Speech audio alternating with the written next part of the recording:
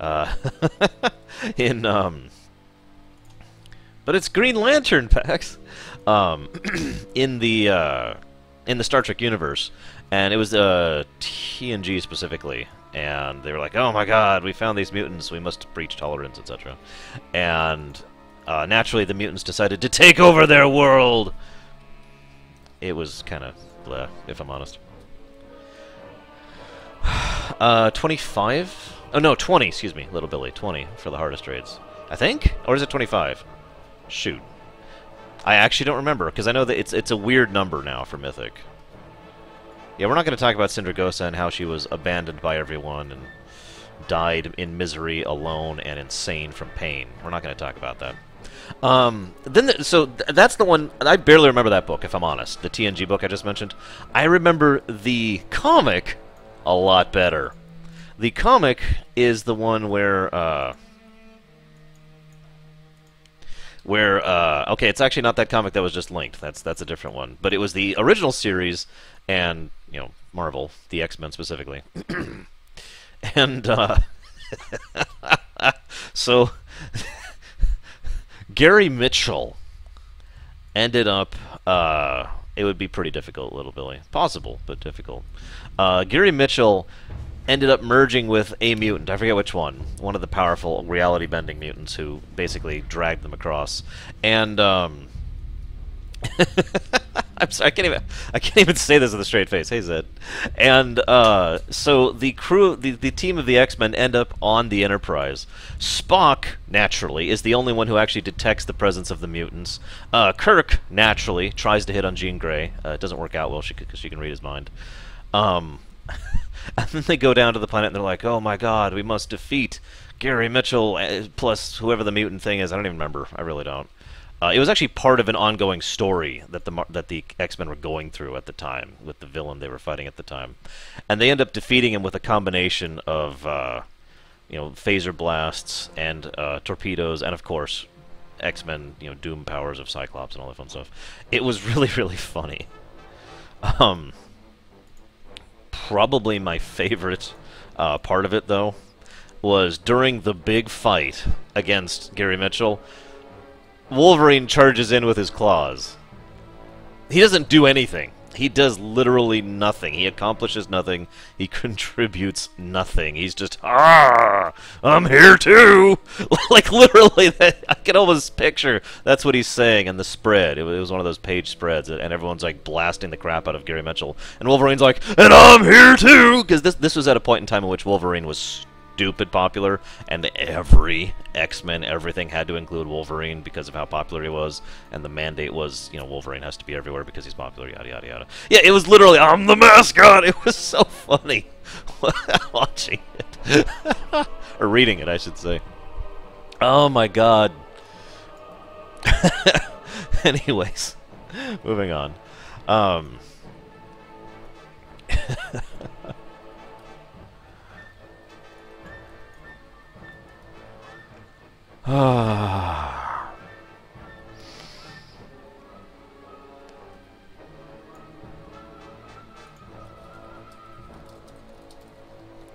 See if I can find the picture, because that would be really funny if I could find it. Yeah, this is it. This is, what's this called? Hang on. Oh, it doesn't say. At one point in time, Spock hits Wolverine with a nerve pinch, which is actually kind of funny because it works, and then he heals from it. Damn it, Brigman. I'm sorry.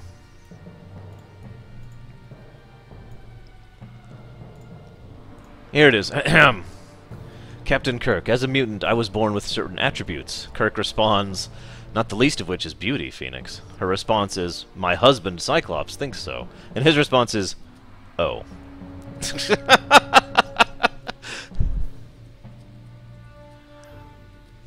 Also, it's really pissed me off a little bit because they talk about how, like, they actually get judgmental on Kirk for the fact that Kirk had to kill Gary Mitchell.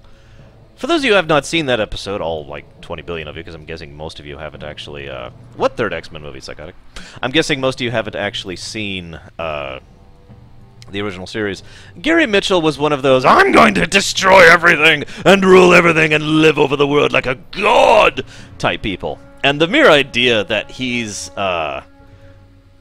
you know, he's being racist against mutants by killing Mitchell is just hilarious.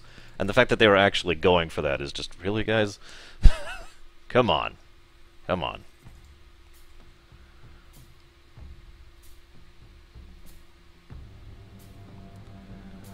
Oh, God. So anyways, I suppose in answer to Samurai's question, how well do X-Men and Star Trek get along? The answer is not. It's funny, though.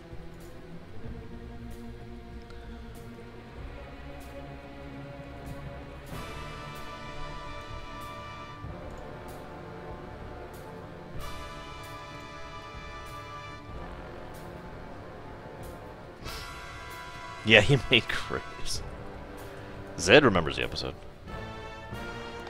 Okay, I think most people have shown up now. I think it's safe to actually start talking about the topic. Naturally, the fact that I've said that means about 5 minutes in, people are like, so what's the topic about?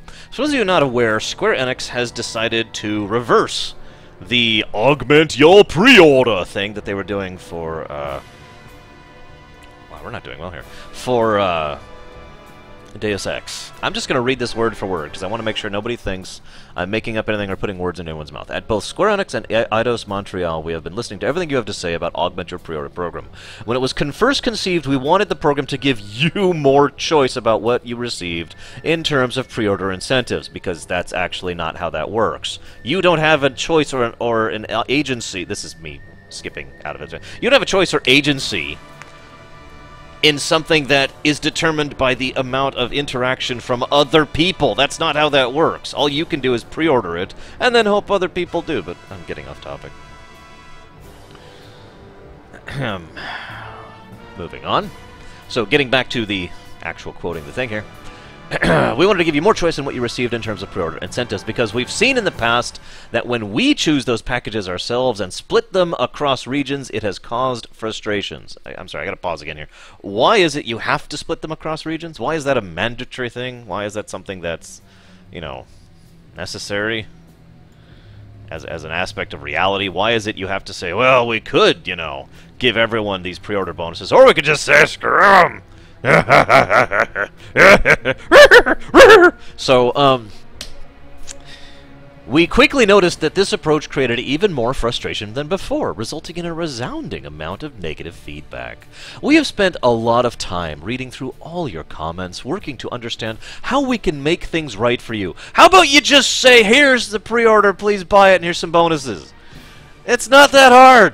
And don't split it by region, and don't split it by GameStop versus EA versus Best Buy versus God knows who else. Just, yeah. Moving on. Oh God, what is he doing? What's he doing? Oh, I see what he's doing. Never mind. That was a smart move. Sorry. So, getting back to it. So, yeah. What we can do to make things right for you. After much thought and reflection, we decided to close down the program. This is in bold, by the way. Close down the program and make all the incentive content available to anyone who pre-orders Deus Ex Mankind Divided or purchase a Day 1 edition of the game. Additionally, the release date will no longer be changed in accordance with pre-order numbers, and everyone will gain access on February 23rd, 2016. Boss keeps moving on me. Your feedback and input is of the utmost importance to us, as it's your loyalty and passion for our franchises that gives us the opportunity to continue providing you with great gaming experiences. To our faithful fans who have already pre-ordered, we'll be taking care of everything necessary to ensure that all the changes to the program will be automatically applied to your purchase. Meanwhile, we would like to thank everyone for their feedback. We know this wouldn't have happened with a game nobody cared about. That is true, by the way. I will give credit to that one statement. A lot of people care about Deus Ex. So, I'm with that.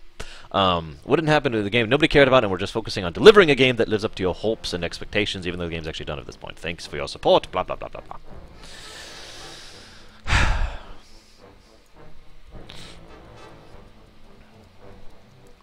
Did I slip into British there? I really wasn't paying attention.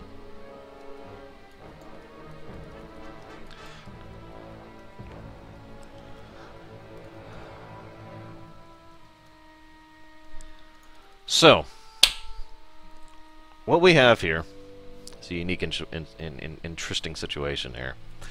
I wanted to talk about pre-orders in general, because there's actually a bit of a discussion when it comes to pre-orders in general.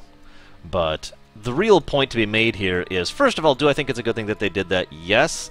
But as I kind of made clear by my recitation, there's so much drivel, even in that. I hate it. I absolutely hate it when companies do that. Oh yeah, sorry, Yoda. We're going to charge you for all the pre-orders, will. Yes, I'll come into a pre-order. What I don't like... Well, okay, I'm getting a little ahead of myself. I don't want to get ahead of myself. The point is, while I like the fact that they've taken this back, I do, really. Why did they have to do it so backhandedly? It's in fact, if I could share something that everyone is probably familiar with in a similar situation to this kind of PR response, it's Mass Effect 3's ending. You remember when Mass Effect 3's ending was garbage? I remember that, because I have a pretty decent memory, and I will probably never forget that. Ooh, a trinket. And, as a result of remembering that fact, I also remember the thing that really pissed me off about the ending. It wasn't the ending itself. It was their response to the ending, which was, oh, well, since there's something wrong with you, we're going to go ahead and try and fix it. You remember that? Remember that? It's the exact same thing I'm saying here. We tried doing it our way, and nobody liked it. And so we tried this new thing just for you, and nobody liked it. So now in order to accommodate you, we will have to do our... What, are we going the right way? Yeah, we are. In order to accommodate you, we will now change what we're doing. You know? God, I hate that garbage. It's like, really, people, is it that hard? Is it that hard to just say, look, we screwed up, we're sorry, here you go? Is it that hard? Now, the funny thing is, I've been to school for marketing. Briefly. I've only taken a few classes. I shouldn't say I've been to school. That implies I, went to a whole college. I have taken classes on marketing, okay? And one of the things they will tell you is never admit you're wrong and never apologize. And that's garbage and wrong, okay? Admitting you're wrong is very simply and bluntly something that will reach out to an audience and say, look, I'm not flawless. And I know what you're going to say. The argument is you don't want them to lose confidence in you. But in all honesty, what do you think is worse? Losing confidence in you because you can make a mistake? Or thinking you're a backstabbing, lying, manipulative, word-twisting, backhanded, lawyer-esque, legalist, technically bastard? I'm obviously a little biased on this subject, but have I made my point? Now, again... I hate it when they pull this marketing speak, because that's exactly what this is. This is marketing speak. This is... The intent with marketing speak is try to make it look like you are the injured party, and you are trying to come across as if you are willing to reach out to your audience. You know, well, your audience, in other words, your audience is the problem, but you're willing to reach out to them. And God, that pisses me off every time I see that. And it pissed me off with Mass Effect 3. It's pissed me off other times. I'm not going to go into examples here. But it pisses me off here. We've seen in the past what happens when we choose those packages ourselves. It caused frustration. But then we noticed this one caused a resounding feedback. Like it's such a freaking shock! Really? Really?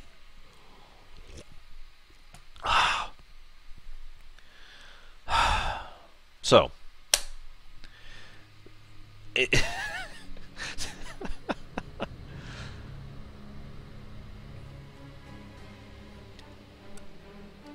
If I could be blunt, I think this is part of the problem with corporate culture in a nutshell. Corporate culture is not about people. Corporate culture is about the expectation of a group. And that makes sense, because the very word corporate is a group, not people, right? But my point is, from a corporate perspective, actually coming out and saying, look, we screwed up, is almost unthinkable. Do you know how many companies are willing to do that? There are not many. In fact, if I can be so bold... Once upon a time, there was a game that came out called Diablo 3, and it had a terrible launch. And when it came out, Blizzard came out and said, "Oh my God, we just had a terrible launch. We're sorry. Here's some free stuff to make up for it because we had a terrible launch, and we're sorry." They actually had the balls to apologize for that one. I actually made a video about it at the time, stating how I didn't believe they actually had to say they were sorry. And I'm right. I stand by that statement. However, they didn't have to say they were sorry. But they did. They bothered to go out and say, look, we screwed up. Am I going the right way? Hang on. Ah, button. I don't know where I'm going. Am I going? Shoot. I'm not going the right way. Why did we leave that guy alive? Anyways. My point in all this is I had actually some good respect for them. For that. I had respect for Blizzard for the fact, and Blizzard's marketing department for the fact that they were willing to stand up and say, "Yep, we screwed up." Because it's not even, it shouldn't be a big deal. That shouldn't be an unusual thing. But it was, because nobody does that. I'm getting off topic.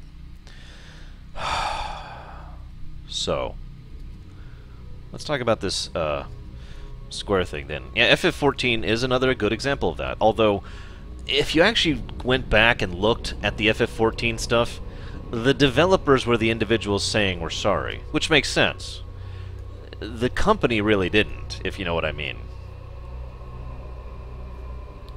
Yeah, actually, Deacon, that's another good example. I was deliberately trying to avoid using that as an example because it feels like, you know, reaching for the low-hanging fruit. But yeah, the X-Bone situation, like all of it, is a good example of marketing speak, backtalk. Oh, we'll reach you. We'll reach out to you halfway. I can't jump down, really? Okay. Pre-orders. Let's talk about pre-orders in a vacuum first. Let's get one thing across right off the bat, because this I think is one of the most important aspects of pre-orders, and that is the fact that they don't function the way they used to.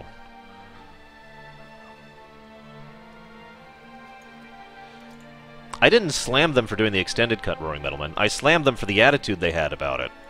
Well, so there's something wrong with you, because you didn't like the ending, therefore we'll go the extra mile to change the ending just for you. That's different. Like, hugely different. Anyways. Now, actually, before we move on, before we get back to pre-orders, let's just acknowledge one other thing. It is difficult in human nature to admit you are wrong. Like, I don't know if you are aware of this fact. It's true, though. I have that problem. Everyone has the problem. It is actually difficult to say, I screwed up. This is my fault. I made the mistake. That is a difficult thing for human beings to do. It is not the norm. So, the fact that corporations try to avoid that as a whole, yeah, okay. Come on, there we go. Now, and of course there are consequences for doing that too. Internal consequences, not external, but the fact remains. But, okay, so, moving on. Pre-orders. Once upon a time, pre-orders had a very viable, functional purpose. Because pre-orders used to be, okay, let's see how much interest there is in the game. Okay, there's this much, so we'll print that many plus a little bit of extra discs. Back when it was all, you know, it was mandatory to have physical copies of games because there was no such thing as digital distribution. Back when, okay. Back when it was required to actually have, it was literally an aspect of, do you want this game, you have to pre-order it if you're going to get a copy of it. Now, that wasn't true in all cases, but I mean, how many games are there out there that are hard to get a hold of copies for now? Because of that problem that happened then. Because now there is more of a demand for the game than there was then, so they only printed X copy, and now X plus blank people want that copy, right? It's one of the biggest reasons why games like Suikoden 2 and Last Story, Xenoblade, I know there's another relatively recent one, all are difficult to come by because they had limited print runs, right?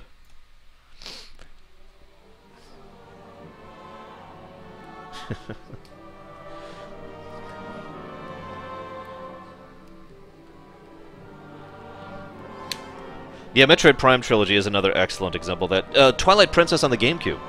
Hell, half the GameCube games, really. But Twilight Princess is another big one on that one. Give me just a moment.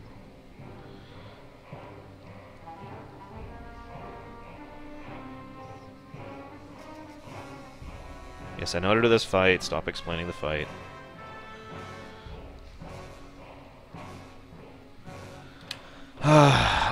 So Mario 25th anniversary on the Wii. That was how pre-orders used to work. And to a small extent, that is in some cases how pre-orders still work. But that is the exception at this point in time. Somewhere along the line, people realized, hey, guys, our salaries, our bonuses, our budgets are tied to quarterly gains, not whether or not we are benefiting the company over a long period of time. Why don't we try and engineer a situation where we can shove a game out for cheaper, cut some costs on it, both in time and money, which, and of course time is also money from a corporate perspective, literally, because you have to pay for salaries and whatnot. So why don't we try and shove games out a little bit early, and then it'll be cheaper, and we've got all these pre-orders, right? People have already bought the games. People have already bought the game, so we make this money in our quarter, and we get a big bonus! Yeah! Now, I am generalizing. But as I have railed against many times, quarterly returns mentality is one of the biggest problems with corporate society, and right up there with the shareholder problem. In fact, they're actually the same problem, if you actually look at it. It is the same freaking problem, because the shareholder, we need more money every return, is why the quarterly report thing is a thing. Yeah, by the way, this is Terran Gorfiend, for anybody who remembers him from Warcraft 2, or Burning Crusade, or Warlords of Draenor. So, yeah, it's just, it's a mess. It's stupid. It's garbage. It's bull. That's the perspective that they actually they have on it, right? But that is one of the benefits of a pre-order from a corporate perspective. If we have a pre-order, we have a sale, period, right? We have made our sale. No more work required. No more anything mandatory. We have successfully sold the unit. Congrats. And that's good for the books, and that's good for the people making those decisions, and yada, yada, yada. Not every company is going to go out there and do what I just said. Not every company wants that pre-order money just so they can fatten their pockets and tighten their purses. Some of them want it because they need it. There is such a thing. This is kind of okay. This is still kind of in the past. This is sort of passing in. This is passing in priority nowadays. But once upon a time, it was a little more mandatory to have pre-orders, specifically to keep a company afloat long enough to actually get the game out the door, right? This is especially true for smaller companies who don't have a big label pushing them. Now, again, nowadays that is fading in importance as Kickstarter and Greenlight and the ease of which creating an indie game has become. And the fact that a publisher isn't even mandatory anymore like it used to be, all these things help to reduce the value of such a thing. But it is still something that is a concern, at least in some cases. Now, the next point, while we're on the subject here, is we need to hamstring this guy. I just hamstrung a skeleton. I want you to think about that for a minute. You thinking? You thinking? I got enough time for one more, looks like. So, now, I've been talking about the evils of pre-order. Let's talk about the positives of pre-order for just a moment, okay?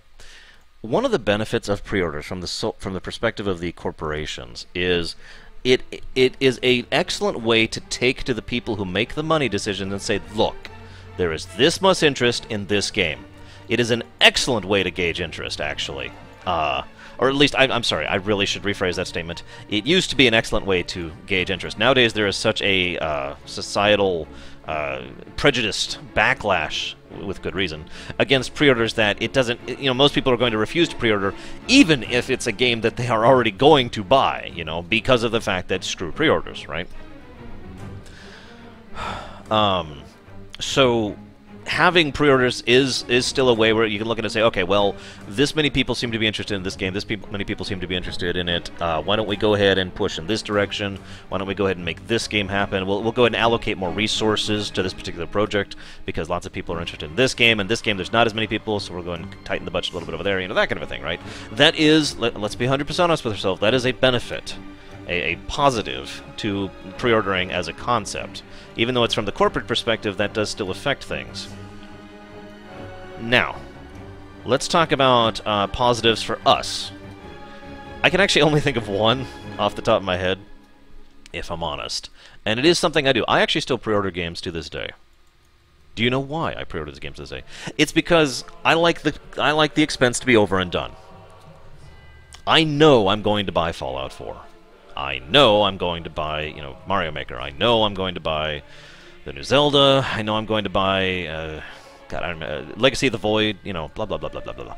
There are several games which I am already sold on. That is not something that is going to change. I prefer, in the case of a game like that, either for the show or for myself, to have the expense done and over with and not have to think about it in the future. So that whatever my financial situation is, whatever my availability is at the time, I am guaranteed to have my copy of said game. Bam, done, the end. So, for me, the availability of not having to manage my finances around an expense that I may forget in the future is a benefit. Raise your hands, anybody out there, and I'm raising my hand here too, if there's ever been a situation where you pre-ordered something on Amazon, for example, and Amazon in some cases doesn't charge until the game or book or movie or whatever actually comes out, and then it came out and you kind of forgot and didn't really ensure that money was in the bank for when that expense came through. Or you had money in the bank, but it was supposed to go to something else because you forgot about the expense going through. This has actually hit me plenty of times. It's one of the reasons I don't actually pre-order stuff through Amazon all that often anymore, unless they're going to charge me on the spot. Because when I order it, I have the money. I'm aware of the expense. I can balance my books. It's done. Over with. Otherwise, it's a dice roll as to whether or not I will actually recall it, because I'm not perfect. You know? I do not have the ability to 100% manage my finances months in advance.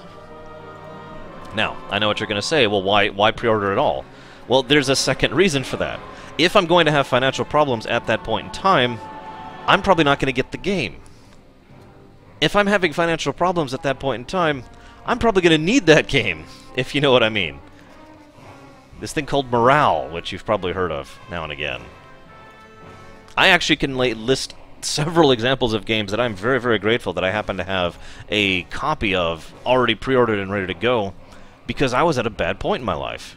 And as a result of the fact that I had the game, you know, in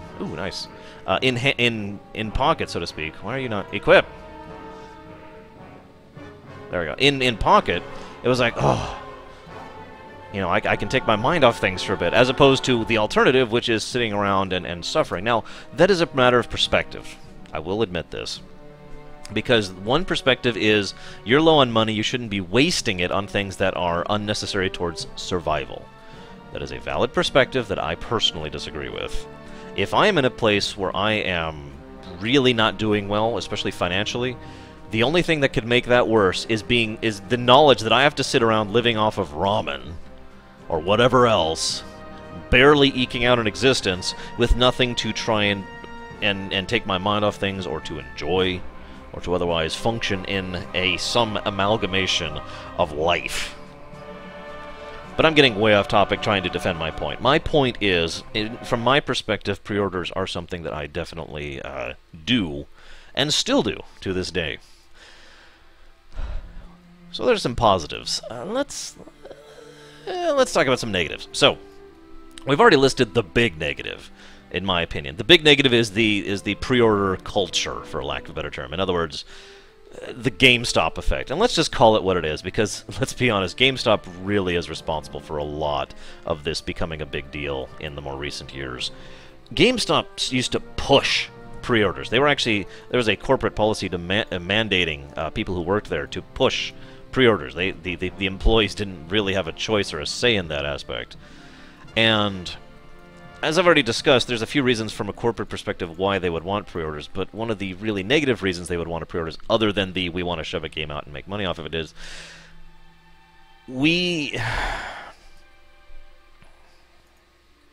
pre-orders can generate fake money. Now, I don't actually, I'm kind of bad at explaining economic principles. I am. They make sense in my head, is usually my explanation. Fake money is the concept of money that makes decisions that doesn't actually exist. I think that's probably the, awesome, Zed. I think that's probably the simplest way I can explain fake money. So, for example, let's say that we'll make a company called Square Nintendo. And Square Nintendo has had this new game coming out called Paper Sonic. and they the corporate side of that things, the people on actually in the business side of things, not the developers, are trying to ensure that they basically maintain their budget and their aspect and all that fun thing. And so they need to go to the money people, as I like to call it, and say, look, there is a market here, please don't cut our budget. And that's pretty much how they have to say it, too. And so they have to have fake money to do that with. Now, you might ask, well, why is this fake money?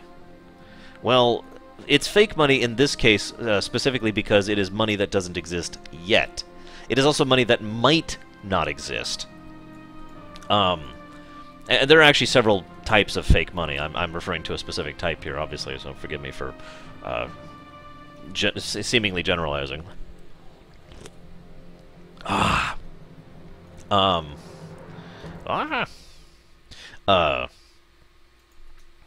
yeah, so we're not going to talk about GameStop too much more here. Frickin' GameStop.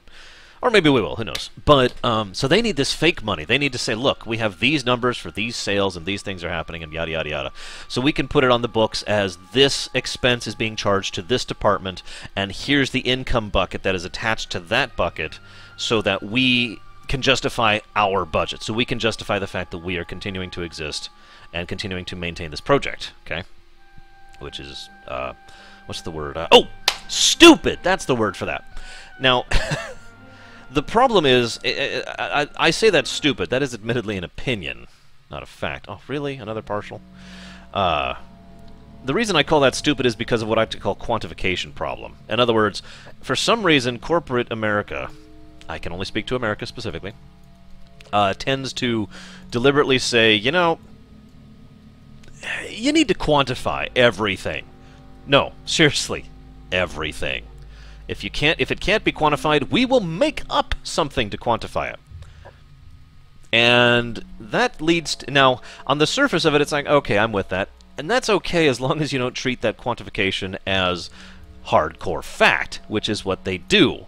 So, for example, let me use an interesting analogy for this. Let's say you're in a raid in WoW. Let's say you're doing tons of DPS, specifically DPS. Okay. Let's say your raid leader has decided to quantify your performance based on your DPS. So you're a good raider.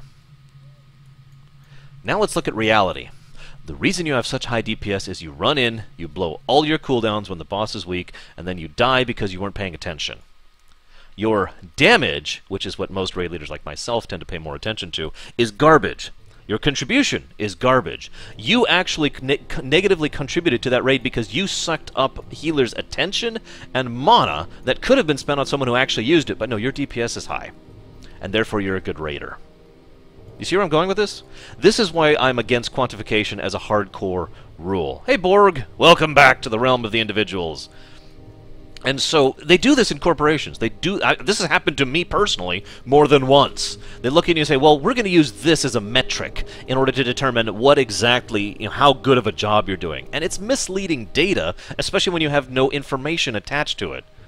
It's like a checkbox, and the checkbox is either good or bad with no information that's actually useful whatsoever in the mess.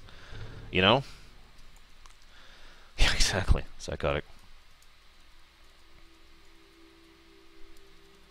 So, yeah, my point in all of this is that metrics problem, that quantification problem, that's where a lot of this pre-order garbage problem comes from the corporate side of things, because they have to have that metric. They have to quantify, well, look, this is a viable feature that you have agreed is the hardcore standard to state as to whether or not we are actually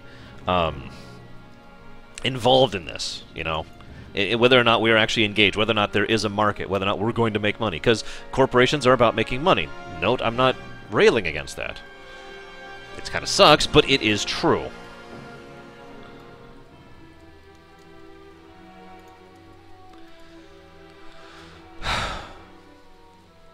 So yeah, this is what, our third negative now from for pre-orders. Again, mostly from the perspective of the corporate side of things. Let's look at... We haven't even talked about incentives yet. We haven't even gotten into that yet. This is just pre-orders in a vacuum.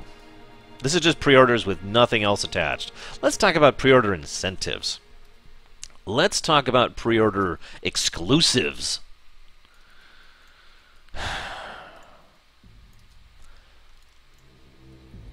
I don't even have to.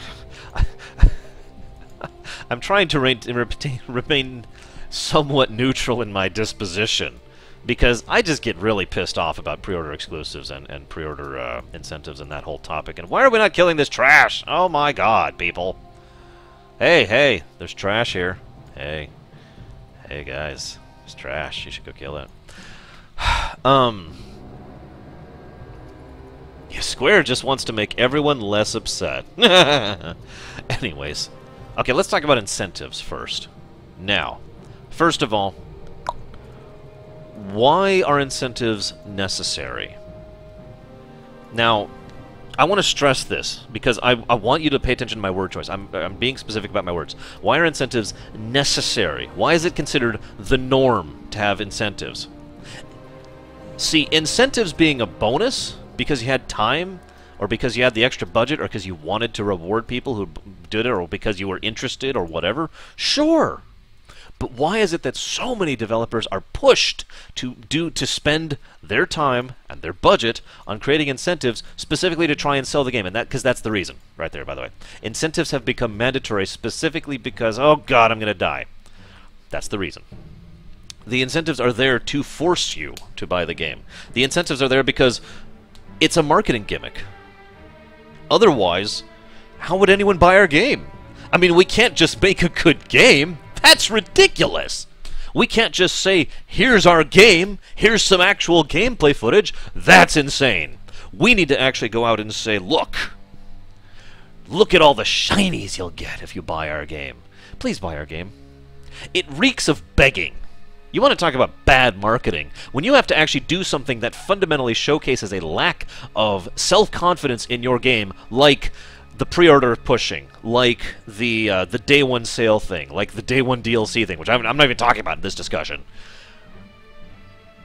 Why even bother? It just showcases to the audience that you do not have the faith in your game selling. And, as was pointed out, why would you buy it early? I mean, what's the point? See you around, pencil. What's the point of buying a game early when you could just buy it when it comes out or buy it later? Now, let's return to reality land for just a second. Well, I shouldn't say that, we're already in reality land. Let's return to fairness land, okay? How many games out there are brilliant, amazing games that people didn't buy when it was new, and as a result the game was a failure? There are several. I can name one literally right off the top of my head because it's my favorite example of this. It's a game called Earthbound. Earthbound bombed when it came out. Anybody who's seen anything of my show knows that I love that game. It is a brilliant, intelligent, well-designed game that has some flaws in its gameplay, but is an amazing game. How many people out there like the movie Princess Bride? How many people like the game Psychonauts? That's another. How many people like the game Mario Sunshine? A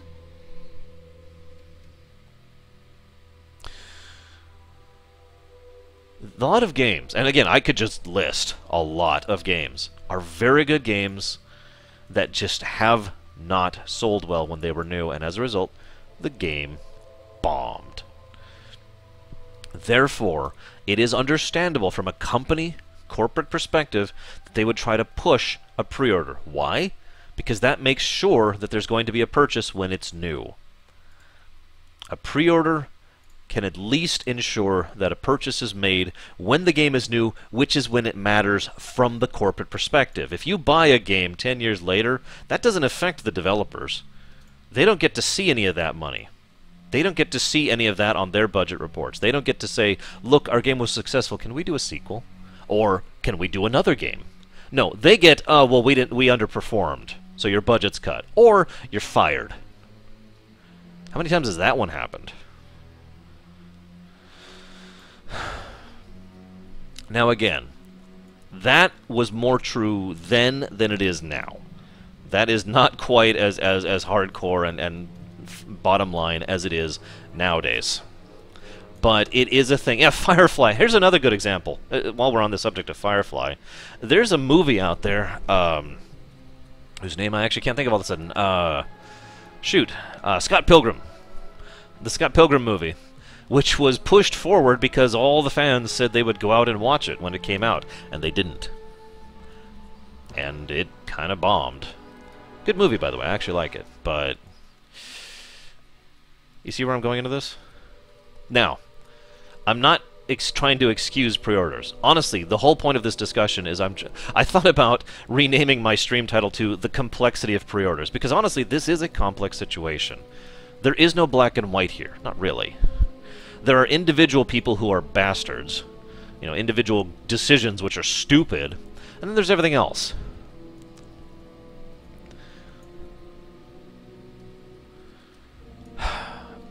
I think the real problem here, if I can be bold, is that the people in charge of marketing these things are not gamers.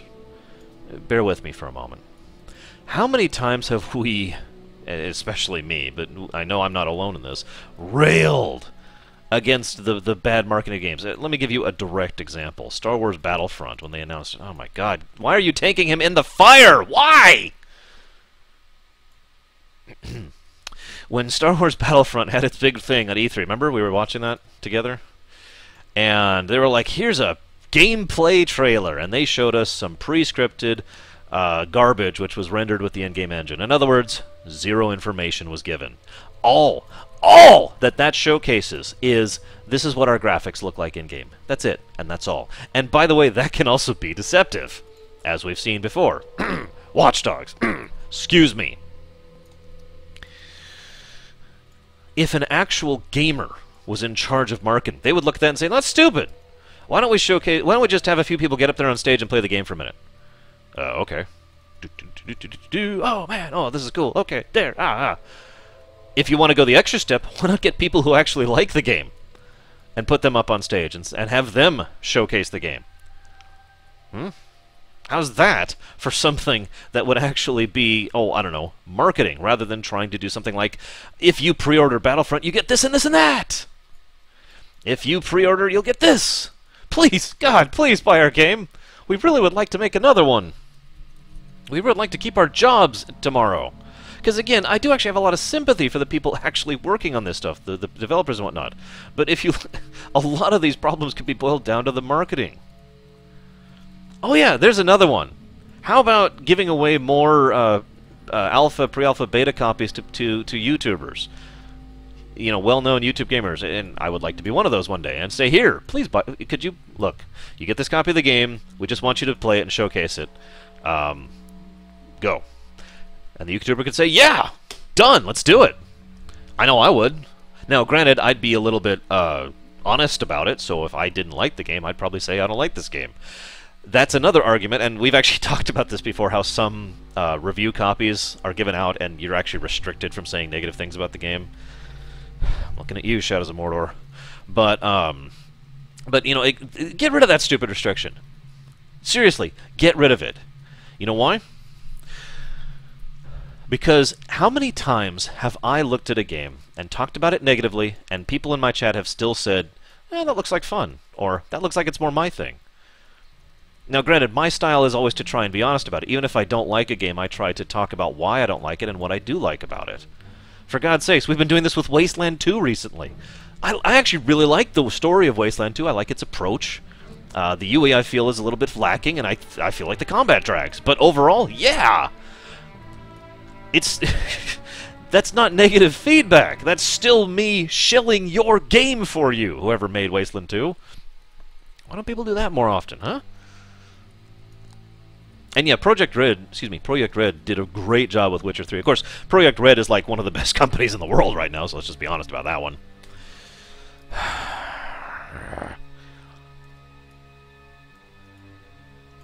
All of this boils down to the fact that there's one other problem here. Well, actually, there's like 50 other problems here, but let's talk about the one, okay?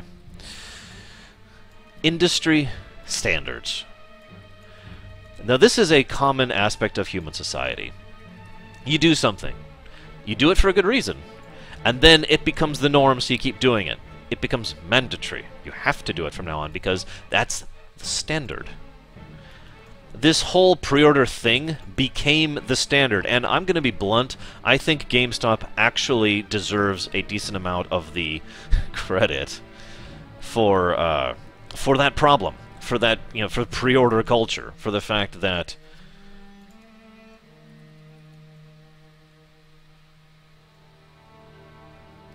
maybe Baronessa. I wish there was a pause button. I feel like that would help a lot, but maybe there is one and I'm just stupid. Anyways, I lost my train of thought. Look at Baronessa's thing. Standards. It becomes the norm to do the pre-order thing. It becomes the normal thing. Well, okay, that other company, and this happens so many times. How many times in a corporation? How many of you have worked in a corporation? You know, just random question. I obviously have more than once, twice specifically. There are 2 corporations I have worked in my life. Not really fond of either job. In both cases, though, what they would do is they would point to other corporations and say, well, they're doing it. They're doing it, therefore it's got to be the right thing to do. And they would point to other corporations and use that as an example. It's a little bit of crab mentality, if you follow. It's a little bit of, oh, well, they're doing that, so we have to do that. And we're doing that, so that'll cause someone else to look at us and say, well, we have to do it because now 2 corporations are doing it. And then 3, and then 8, and then 12, and then 50 billion, you know? How many people follow the Fortune 500 and say whatever they're doing is right because they're the Fortune 500? Doesn't matter if it works. Doesn't matter why it works. Doesn't matter if it just works for them. It worked, therefore we have to do it. Right? Yeah, it's the cookie cutter thing. It's actually an aspect of bullet point syndrome in a nutshell. We're looking at what other people have done that has been successful and trying to emulate it without understanding a response. Just we're emulating it, and I feel like this is one of the biggest reasons why this pre-order thing has become the norm. Why it is so standard now to push pre-orders. I'm not just talking about having pre-orders. That's not the problem. As I feel like I've discussed, there are positives to pre-orders being a thing for us and for them, but it has become such a norm to shill through pre-orders. It has become such a norm to incentivize pre-orders. It has become such a norm to withdraw from pre-orders. This is another thing. I'm not going to go into examples on this one because I don't want to call anyone out a little bit too hard here, but there are games that have come out where you don't get the full game unless you pre-order. Now, I know what you're saying. Well, isn't that true in all cases? That's not what I mean. I mean, there's a difference between we're going to add stuff to the game so that pre-orders can enjoy, and we're going to take away stuff from the game so that for the people who didn't pre-order it. This is actually one of the biggest problems people have with Day 1 DLC, actually, which is why I said this is connected. When you have a Day 1 DLC, most of the time, gotta add that asterisk, most of the time, it's there because they deliberately ripped content out and put it behind a paywall.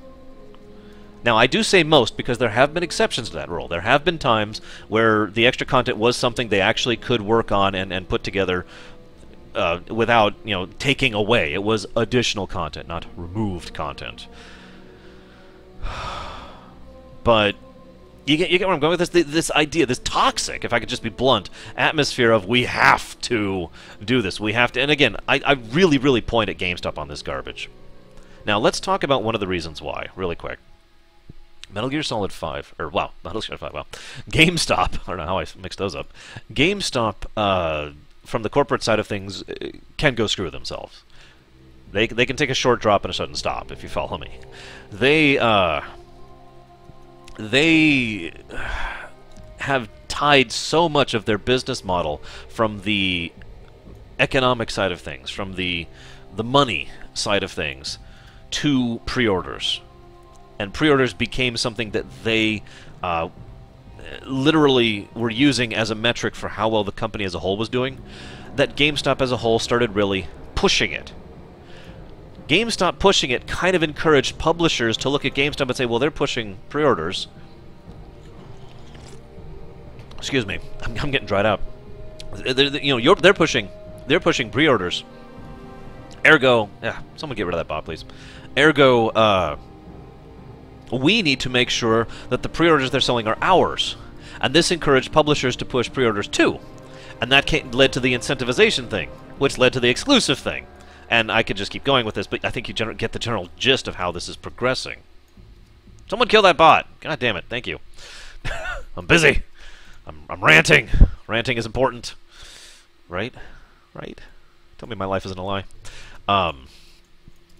So GameStop was a direct pusher. Was one of the initial, in my opinion, I'm going to add that word. In my opinion, was one of the initial pushers of the entire GameStop or the entire pre-order philosophy, and especially the pushers of the exclusive thing. How many times have you seen an advert for a game, and then it adds at the end, pre-order and get this thing exclusive only at GameStop? Power to the players. Every time I hear that, I want to flip them off. By the way, power to the players, my ass. And then Best Buy picked it up. Best Buy was like, "Oh, hey, what's GameStop doing?" You know, and then Target picked it up, and then Walmart picked it up, and I don't know who else does. I know those ones personally, from games that have come out recently. But God, now let's talk about why that garbage is terrible, or at least can be terrible. Initially, again, this is one of those on paper things, because you know what? Actually, hang on. Let me just explain all of my problems with this in one sentence before I go into more detail. You ready for this? Excessism. Excessism. Excesses? Excess. Too much excess. In other words, certain things are fine in moderation. You take them to an extreme, they become not fine. My most favorite example I always use of this is freaking water. You can die from drinking too much water. You can die from too much air. Too much of anything is a bad thing. So, on paper, the idea of this exclusive thing, not a bad deal.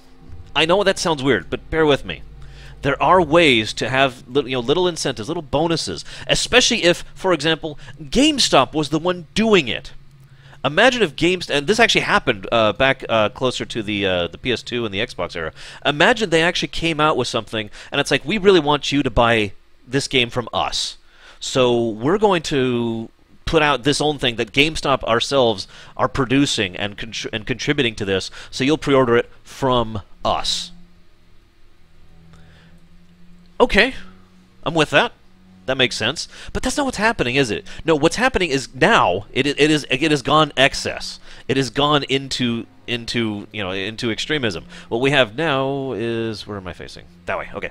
What we have now is a situation where GameStop is literally paying money to the publisher so that the publisher will go to the developer and say, "I want you to make this, this, and this only available to GameStop. I want you to lock that behind some kind of code wall so that you produce a separate copy of the game where this content is only in this copy of the game, and we'll sell that one to GameStop."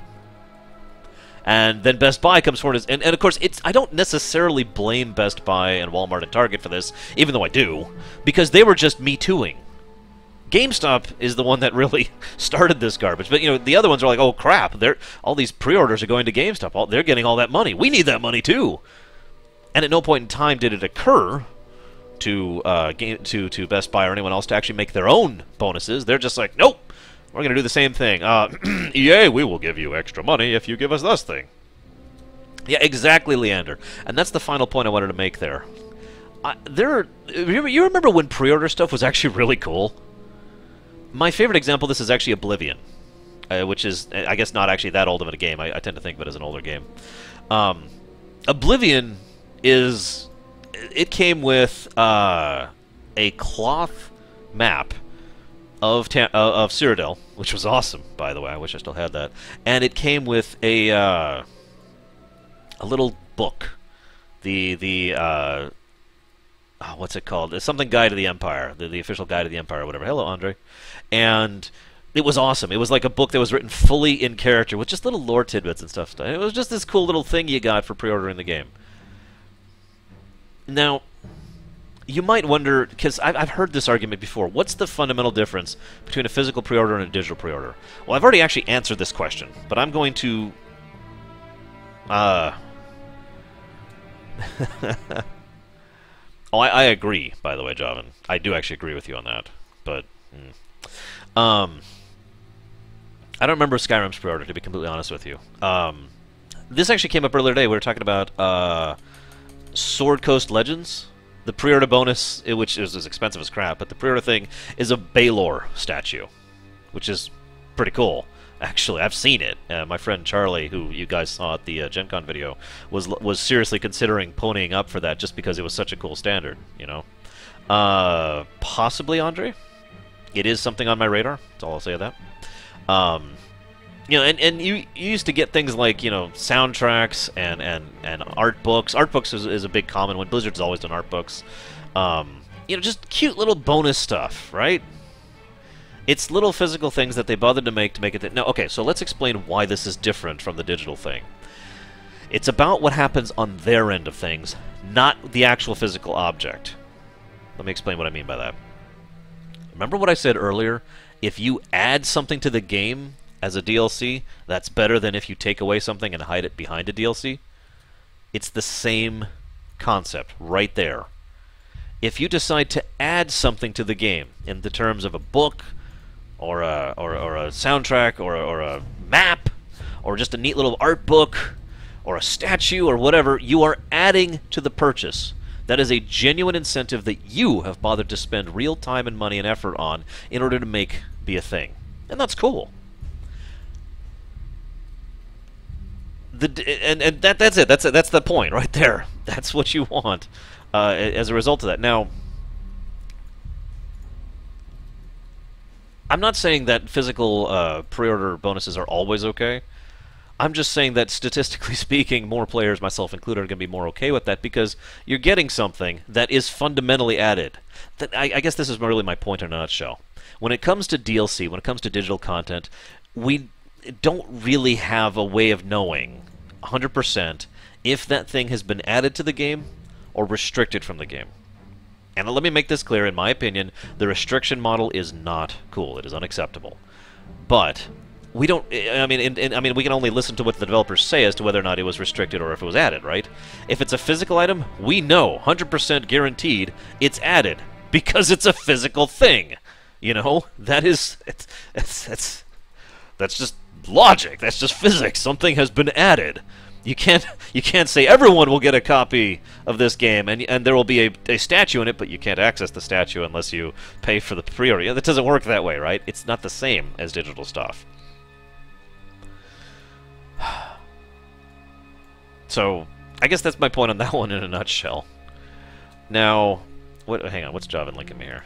What are you linking me? A statue. Woo-hoo. For Dark Souls 2, looks like. Awesome. I will also say, before we move on to my next point, that in my opinion, there are still plenty of pre-orders that are just fine. I feel like we have a bit of drifting in terms to the societal opinion, the gamer's opinion of pre-orders, in the exact same manner that happened to DLCs. As I've said before, DLCs are not by themselves a bad thing. They're not. I'm sorry. There's nothing fundamentally wrong with a DLC baseline. It is how people have abused DLCs that's garbage. That's the problem. And it's the same thing here. The fact that people have abused the pre-order thing is the problem. But the other side of this thing, if I could be blunt, is that pre-orders are probably going to continue getting worse. In fact, I almost guarantee they're going to continue to get worse. First of all, because Square did back off on that. We haven't hit an extreme point yet. Second, and more importantly, because people are still going for it. There's a reason there's that whole don't pre-order thing going. Now, I don't personally adhere to that, if I'm honest. As I've already said, I've actually pre-ordered 3... I think I have 3 games on pre-order right now, you know? But when you are encouraged, for example, Deus Ex, I actually have an interest in this game, a mild interest, but an interest nonetheless. I would not have pre-ordered this game at all because I do not want to encourage this crap. I would still probably buy the game new because, again, I want the game to succeed. I want the developers to succeed. I want there to be more money for either a sequel or an additional game or whatever. I want these people to be able to keep their jobs for the game they've made, blah, blah, blah, blah, blah. That makes sense, right? But pre-ordering is different, as I've already explained. And again, that brings us back to our core problem. But I haven't talked about the final point yet, and that is the digital age. As I said before, one of the biggest benefits back in the time for the pre-order was you had to pre-order... Yeah, Legacy of the Void's one of mine, Andre. You had to pre-order... to ensure you had enough copies made. that really isn't a problem anymore.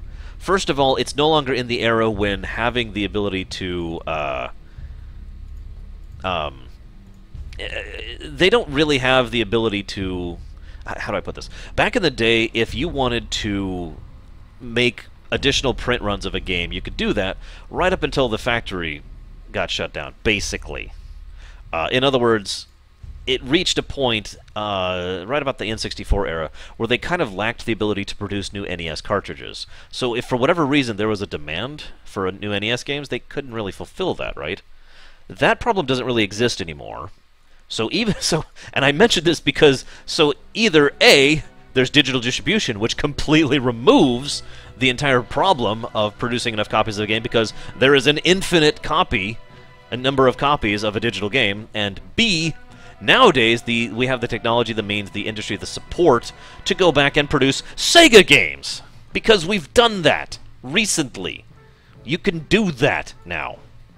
You can go back and produce new NES cartridges, new Genesis cartridges, new... You get where I'm going with this. And so there's no longer that need to maintain, to ensure that you have enough copies from a physical or from a digital perspective. Now, yes, in the interest of fairness, let's be honest, if, for example, they wanted to go back and do a new print run of Earthbound, that probably would not be feasible because of the fact that there wouldn't be enough of demand to justify, you know, the cost and expense of actually physically producing the cartridges.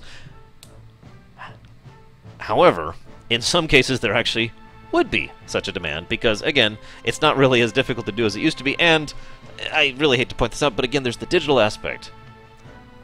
You can buy Earthbound now, finally, on the Wii U, and it's awesome. I recommend it to everyone, by the way. You can or is it the Wii U? Yeah, I think it's the Wii U. It's the Wii or the Wii. You get the point. You can buy it. Earthbound, bam, go, you know? You can do that now. So, from both of those perspectives, the main benefit of a pre-order to us, the gamers, does not exist anymore.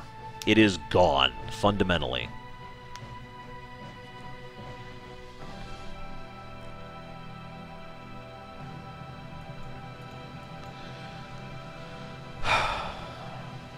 Yes, they are psychotic. And I still have it.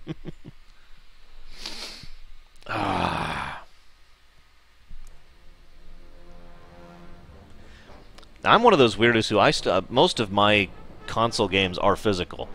There's literally nothing else for that other than preference. That is literally just my personal preference. I do have a few digital console games, like 4, I want to say, and that's it.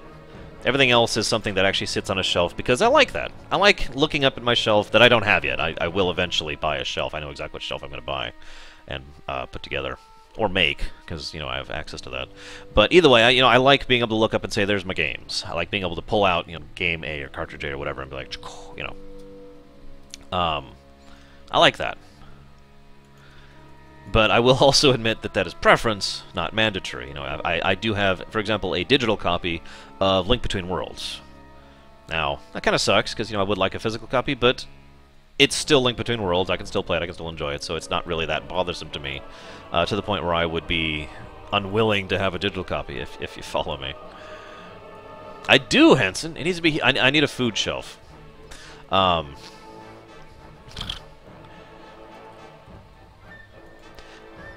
And I really hate to point this out, but there is another significant benefit to a digital copy, and that is a digital copy, though it has the potential to be erased from reality, which is a weird thing to talk about. How the... Really? Did nobody else eat that? Jeez. A digital copy doesn't go away. I have cartridges that are basically either starting to not work or don't work anymore. I know a friend who has a cartridge of Earthbound who can't really play it anymore because the battery's dead. He can't save. There are games out there that at this point in time, you know, it's been about 30 years since the NES in its prime. There are games out there that have simply started dying because of physical wear and tear. So digital copies of games are still a very viable thing, and I still think should definitely be a thing. It's one of the reasons I actually have digital copies of several games I already own physical copies of. In fact, I got another example for myself right off the top of my head, Final Fantasy VIII. I still have the discs for FF8. They don't work anymore. They're completely non-working. They don't. Yeah, they're just gone. There's no repairing that. I also have a digital copy of FF8, so I can keep playing it. You with me? I have a couple other... My copy of Mega Man X on the SNES is another example of this. My copy of Mega Man X barely works. Actually, that was true last year. It may actually not work anymore now. But we're getting too much into the emulation topic, which I don't really want to get into. But yeah, what Javan says is correct. While it is possible to utterly and completely lose a digital copy forever, which is a weird thought, but it's true, as long as you take care to preserve a digital copy, it will still be here in 20 years.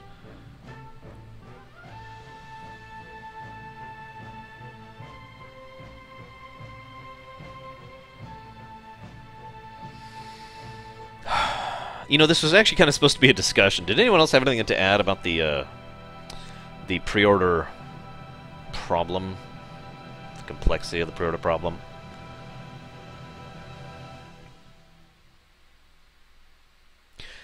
I actually have one other thing to add that I forgot about, forgive me.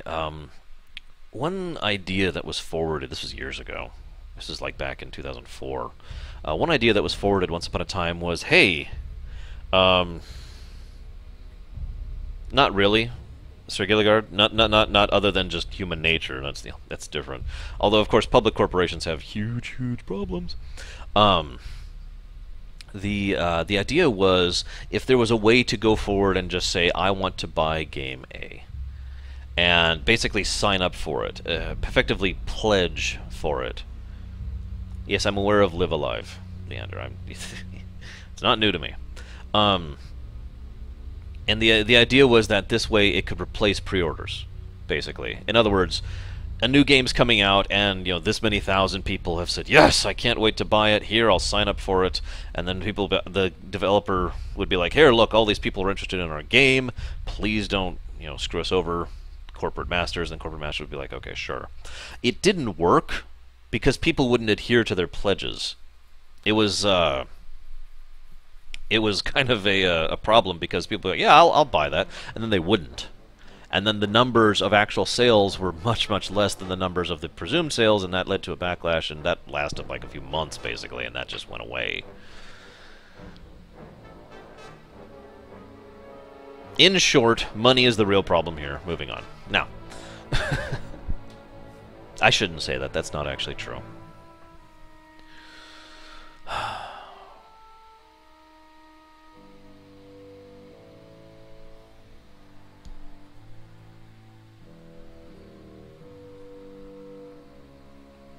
Samurai, there are many other games like that, too. In fact, that's why Earthbound took so long to come out in digital distribution, and Suikoden 2. Both of those took forever because of copyright garbage. Some people ask, why do I call it copyright garbage? My answer, because it's garbage. Any questions?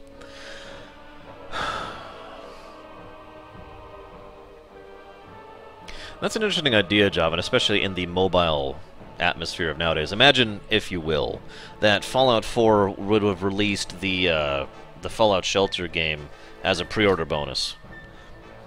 No additional cost, just you have pre-ordered Fallout 4, here you go, have this thing for your phone,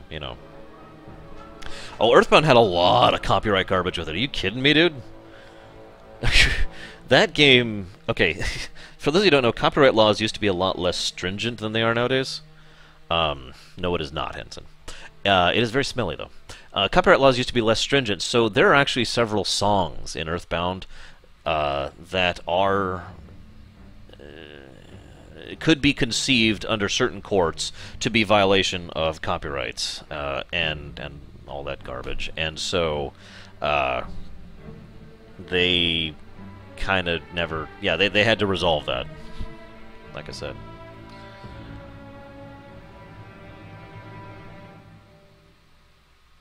And you have 12 games on the N64? That's impressive, Shadow.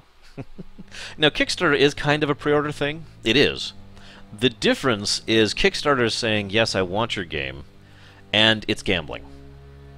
Now, I know what you're saying. Well, pre-ordering is gambling, too. Pre-ordering is only gambling if you don't already know you're going to get the game, as I already discussed. Like, for example, I will pre-order a game like 100% of the time if I know I'm buying it, if that's not a decision I'm making anymore. For example, I'll be pre-ordering Mass Effect Andromeda, because I know fundamentally I will be playing it on the stream, live, for you guys. That's not a choice anymore, though, is the point. It's not a choice. So, yeah, I'll pre-order that. But for Kickstarter, the difference is, will the game be made? Will the game be what it promised? Will the game be what you wanted? Will the game be any good? All of these things are a gamble. It's a dice roll. You really don't know. I mean, in some cases you can. In some cases there's a degree of backing. Yet I really have to point out something. Hang on just a second. There's a good example of a Kickstarter that was recent that should have, by all intents, have been a good game. And kind of wasn't. I mean, it wasn't a bad game. But, yeah, hang on, I gotta find the name of it. I know exactly what it is, but I can't think of the name of it. Broken Age, I believe, is it. Let me look that up real quick. We'll talk about early access later. That's really a different thing. Yeah, Broken Age is it. Broken Age is an example of a game that got ridiculously Kickstarter funded in a stupidly short amount of time. Everyone's like, yes! We want an adventure game done by, you know, Tim Schafer. Yes! And it was just kind of, You know? I mention this to really make the point. Oh, come on, we've got this. We've got this. 2 million health left. No, we don't got this. It's a wipe. Yeah, right at the finish line. Where am I at? This way. I'll agree the first half of Broken Age was much better than the second half, but yeah. And that's the thing. I'm not calling Broken Age a bad game. Let me make that clear. But everyone, myself included, were really excited about Broken Age, and there was a lot of backing, and they got tons of funding for Broken Age on the virtue of it being this amazing adventuring game. But it wasn't. It was just an adventure game, just like any other. Tim Schafer did not deliver. So it's not like there are guarantees when it comes to Kickstarter. That's really the only point I'm making. There's no guarantees when it comes to Kickstarter. There's still the possibility of a game not being good, or not being up to your standards, or not being what you want, etc., etc., etc. I don't understand your question, Roaring.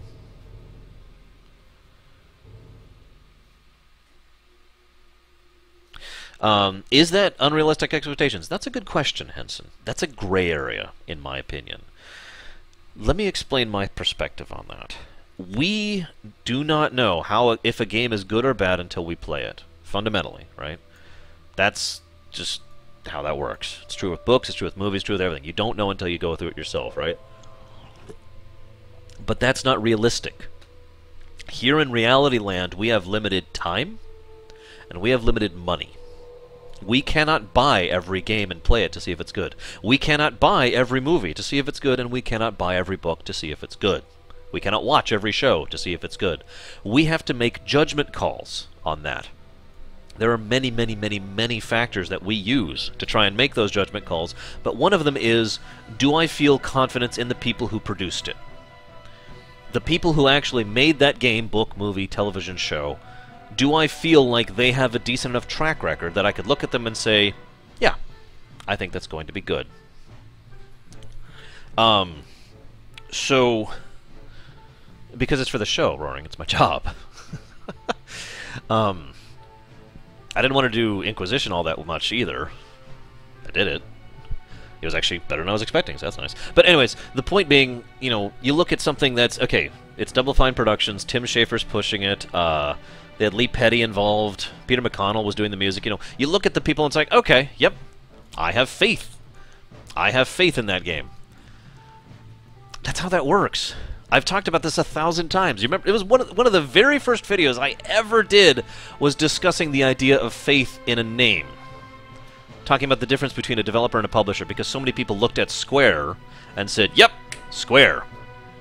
That is a Square game and therefore is good. And yet people would say that about games that weren't Square games, they were Square published games, right?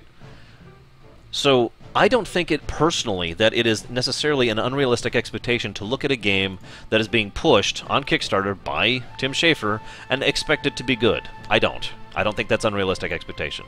I don't think it's unrealistic expectation to look at a game, this is in the past of course, that was done by BioWare and say, this is a good game.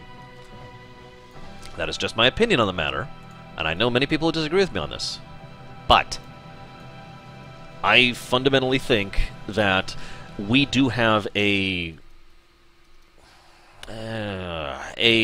understandable. It's understandable that we have certain expectations going into games, books, movies, etc. Because again, we can't buy every game. We can't play every game. We don't have the time, and we don't have the money. Oh yeah, Bethesda's another good example. How many times did people say, "Oh, it's a Bethesda game"? Yeah, by the way, Bethesda has published several bad games. I personally don't think they've ever made a bad game, Bethesda the developer, but Bethesda the publisher is a totally different thing. Now, as pointed out by Progue earlier, there are certain people whose entire modus operandi is trying to push forth something that, it's like, oh, it'll be amazing, and then it wasn't. And really, Peter Molyneux is the man at that. I am amazed people still buy into his stuff. I really am. He has been a fraud for like a decade. You know?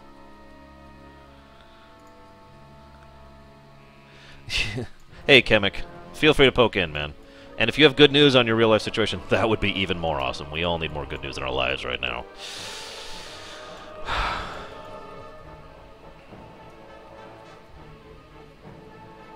I actually agree with what Taitu said, by the way. Personally.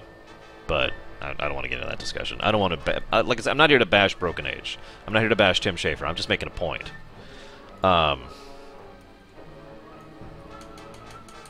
There was another... and the flip, though, again, I'm not trying to say Kickstarter is bad. I'm trying to say it's gambling. That is my point. Kickstarter is gambling. Period. Some Kickstarter games are amazing. Some of the best games, in my opinion, ever made have been Kickstarter. I'm looking at you, Shovel Knight. Shovel Knight was, in my opinion, one of the best side-scrollers I've ever played, and that is some impressive category, considering there's Super Metroid up there, along with Yoshi's Island and the Megamans. And yeah, there's another good example. Final Fantasy is another example of that name recognition. I'm buying it because it's a Final Fantasy. And I know how many people have been made fun of for that? How many people have been made fun of for, oh, well, you're just buying into it because it's a blah. You're just a fanboy. You're just a fanboy of Final Fantasy because you'll just buy anything with the Final Fantasy name on it. Hmm?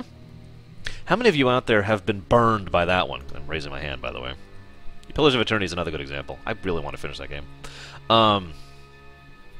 And Divinity Original Sin, which I'm actually planning to play some more of in the future to get hyped for Divinity 2, by the way.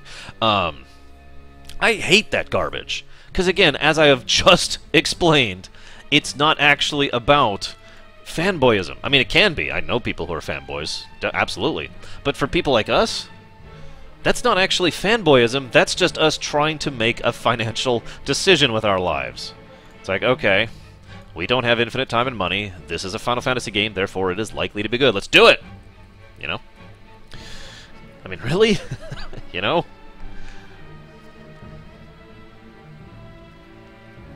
Now, of course, there's another flip side to that. There are developers, excuse me, I really should say this correctly. There are corporations out there who bank on that just a little bit too much. Who bank on the fact that, oh, they'll buy it because it's a blah game. All we have to do is slap the label on it and it'll sell. I mean, I hate to go back to Square, but there's a reason they labeled the first Saga game Final Fantasy Legends. There's a reason they named the first Seiken Densetsu game Final Fantasy Adventure, because they slapped Final Fantasy on it and therefore people will buy it.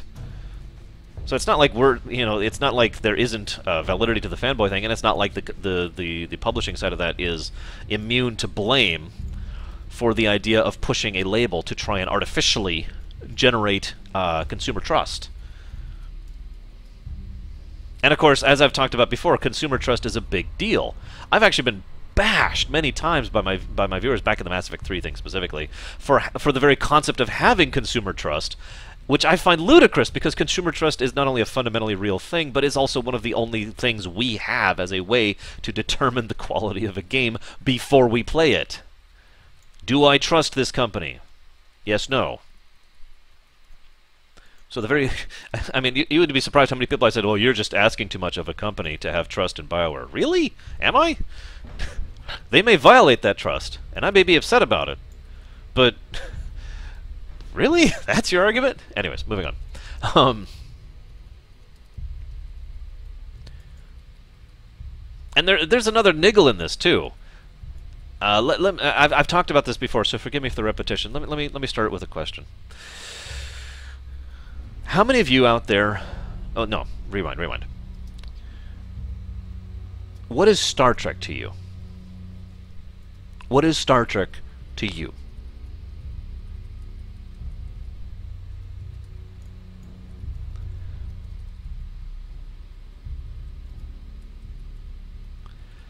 Actually, Roaring, I had quite a few viewers for the Inquisition thing. Although that was Inquisition, so that was a little bit different. But I have no particular intention to stop doing that, if that's what you're asking. It also tends to get new viewers, which is kind of nice. Because I need those. Did I just get another trinket? Oh my god, I did! Wow. Luckville here. That's versatility bonus, that's crit, and that's haste and bonus, and that's versatility. Yeah, we'll go with those two. So let's see. Diplomatic space adventure. Exploration and finding new things. Exploration of the unknown. You're terrible, Jovan. Going where no one has gone before and finding someone there. This weird combination of the best and worst TV I've seen in my life. I fell sworn Blood Talon. Exploring the galaxy, finding the wonders that are out there, being diplomatic and reasoning with alien cultures. Exploration, philosophy, questions of humanity, an optimistic yet slightly dark vision of the future, slightly colored by a slightly skewed faith in their humanity. Amazing science fiction, a series about movies about crew, politics of space, and the dilemma of Spock balancing between human and, you guys, bald guy making speeches. All of these answers are valid, and that's my point. Every single answer you guys are giving is 100% valid. What Star Trek is to you is what Star Trek is to you. Alright. Let's say they're making a new Star Trek. Let's say it doesn't conform to what you believe Star Trek is. You see where I'm going with this? This is the other problem with branding. This is the other problem with name recognition. This is the other problem with having a trust in a blank. What is Final Fantasy to you? What is Star Wars to you? You know? You get where I'm going with this? There have been many examples of creators, across all fictional genres. Damn it, Final God. Who have wanted to branch out or tried to branch out, and people have not liked it because it's not what their blank was. It's not what their Star Trek was. It's not what their Star Wars was. It's not what their Final Fantasy was, or whatever. It doesn't matter. Do you know how many people were actually really pissed off when Battlestar Galactica came out, the new one? There were a few. The original cast, who at that point was, I don't know if they still are, but at that point were still alive. The original cast of the original Battlestar Galactica, there were several of them that were genuinely pissed at the remake. Now, in some cases that turned around, and I think it's a good thing, but you get where I'm going with this? So, cashing in it is still a form of gambling. When we try to have consumer trust, it is still a form of gambling to say, well, I like Final Fantasy games. Because, as I've said before, Final Fantasy is not a label. Not really. You can smack Final Fantasy onto anything. Like, oh, I don't know, an interactive wallpaper on the phone and call it All the Bravest. That's not Final Fantasy, though. Not to me. And that's the point. That's the real trick. The only person who could decide what a Final Fantasy is, or what a Star Trek is, or what a Battlestar Galactica is, or what an Enterprise is, or anything is you. You're the only one who could say that. And that's why it's such a gamble to do something like Kickstarter. To do something like, there's a new show that's starting up, there's a new movie that's starting up, there's a game that's starting up, and it has this label on it. Is it one of those things? We don't know. We won't know. We can't know until we actually try it, so it's a gamble. There's a new movie coming out. It's called Star Trek, 2009. Okay, let's go watch it. Oh, that was good. There's a new movie coming out, Into Darkness. Okay, I'll watch that. That was not so good. In my opinion, one of those was a Star Trek movie. The other one was not. See where I'm going with this?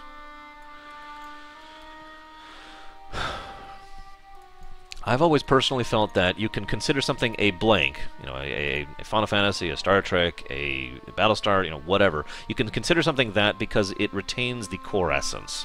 No matter how it's interpreted, And I'm one of those people who's in favor of alternate interpretations. I'm one of those people who really likes it when they branch out and try new things. Deep Space Nine is actually probably one of my favorite examples of them branching out with Star Trek and really doing something new with it. That was great. I love that. But you have to retain that core. And again, it's a risk, because what that core is to me is not what that core is to you. It's not what that core is to him, and it's not what that core is to her, etc., etc., etc.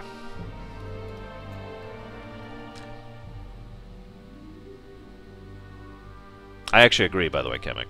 Even though I don't actually like the new Battlestar Galactica, I would still definitely acknowledge it as a fantastic show and well done in many ways. Yeah, the ironic clarinet music here is perfect. I'd like to say I did it on purpose. I didn't. Sorry. Where's Pax?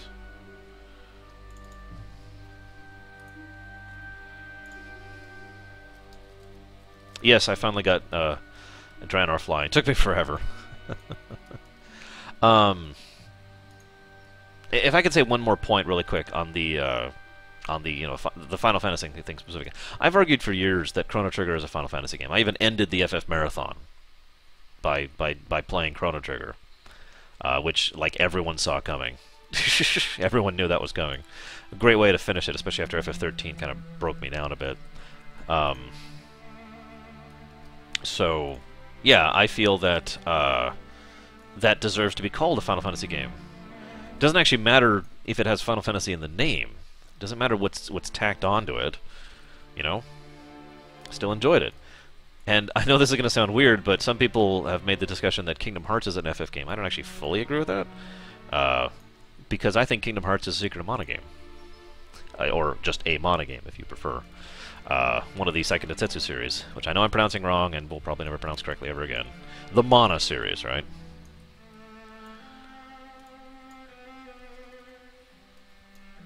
But I'm not saying it is by definitive mark. I'm just saying that it is to me.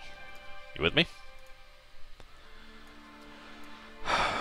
While we're talking, why don't we talk about DLCs? So, I like that definition, Marley. By the way, really quick, I know I've said this before, but just to answer my own question, Star Trek to me is character-focused character development. That's Star Trek. I mean, yeah, there's science fiction, yeah, there's space, and yeah, there's the exploration, yeah, there's the diplomacy, but honestly, character-focused character development, that's what Star Trek is to me. And that's why I still feel that Deep Space Nine, even though it did, let's be honest with ourselves, violate several of Roddenberry's ideals of what exactly Star Trek is, I still feel it is a Star Trek because DS9 was very character-focused, very character-developed. I mean, Nog! For God's sakes, Nog! You know? What more do I need to say about that? Nog! Anyways, DLC. DLC stands for downloadable content. By technical definition, it applies to a ridiculously large amount of things.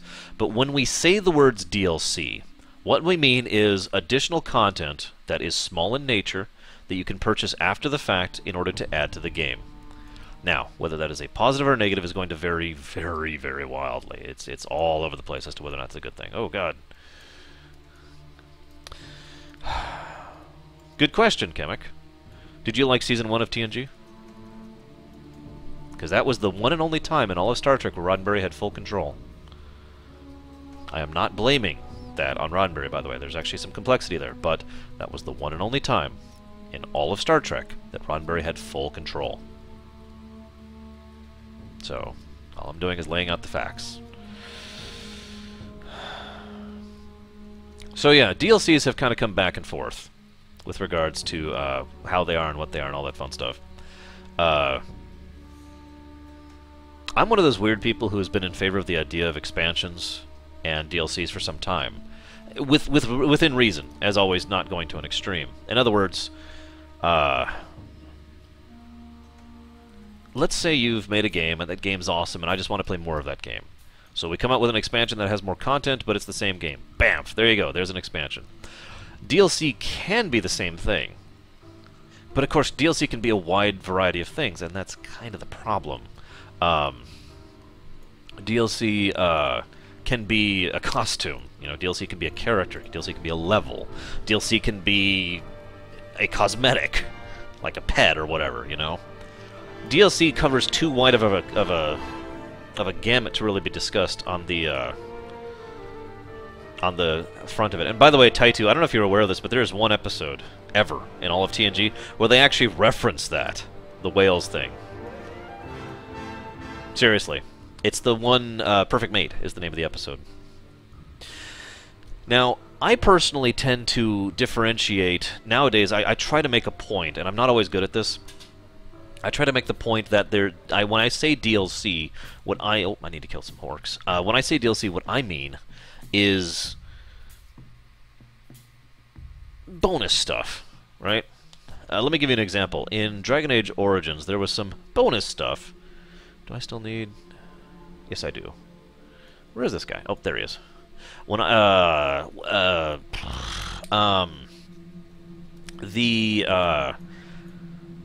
my god. My words are just gone. I had an example in Origins, and it's just gone. In Dragon Age Origins. Dragon Age 2 had a bunch... Okay, the black market thing in Dragon Age 2. That's DLC. To me, that's my definition. That's my word choice. My perspective on that. That is definitely DLC. If you horse armor was DLC. I know, weird example, but there it is. Horse armor was DLC. Unlocking characters without unlocking story. That's DLC. For me, DLC also kind of implies a duration thing. So, for example, I think that adding Shale to Dragon Age Origins was DLC. It was good DLC, but it was still DLC by my definition, by the way I think of that, because of the fact that it was basically a character and a quest and basically 2 additional cutscenes, and that's really it. I mean, yes, she's awesome. Don't mistake me. I'm not trying to dismiss Shale, but the point is that, to me, that was DLC, not an expansion. An expansion, by contrast, is defined by 2 things. One, it's content. It's content. It's not just content. Okay, let's explain something real quick. Yes, I am Final Cloud. Content is defined by the game. So, new story is not always content. New levels is not always content. For example, Mario Kart, they actually had some DLCs for Mario Kart, which is debatable if that's DLCs or not. But those things were specifically content because it was new tracks and new karts. For a racing game, that's content. For an RPG, content is story. For a side scroller, content is levels. You see where I'm going with this? So, an expansion has to add new content, and this is just my opinion, it has to add a significant amount of content. For example, I call the Shivering Isles an expansion, but I call Knights of the Nine a DLC because of the difference in the amount of content between the two. You with me? Now, this may sound like a minor point, but I think it's significant because it changes how... it changes the perspective on the above. For example, just about any expansion is more or less an auto-buy for me. Lair of the Shadow Broker is probably a good example of something that kind of straddles the line between expansion and DLC. I would probably consider that expansion, and I do consider that expansion, and I absolutely bought that and had absolutely no problems buying that. It was content, it was good content, it was lots of content, done.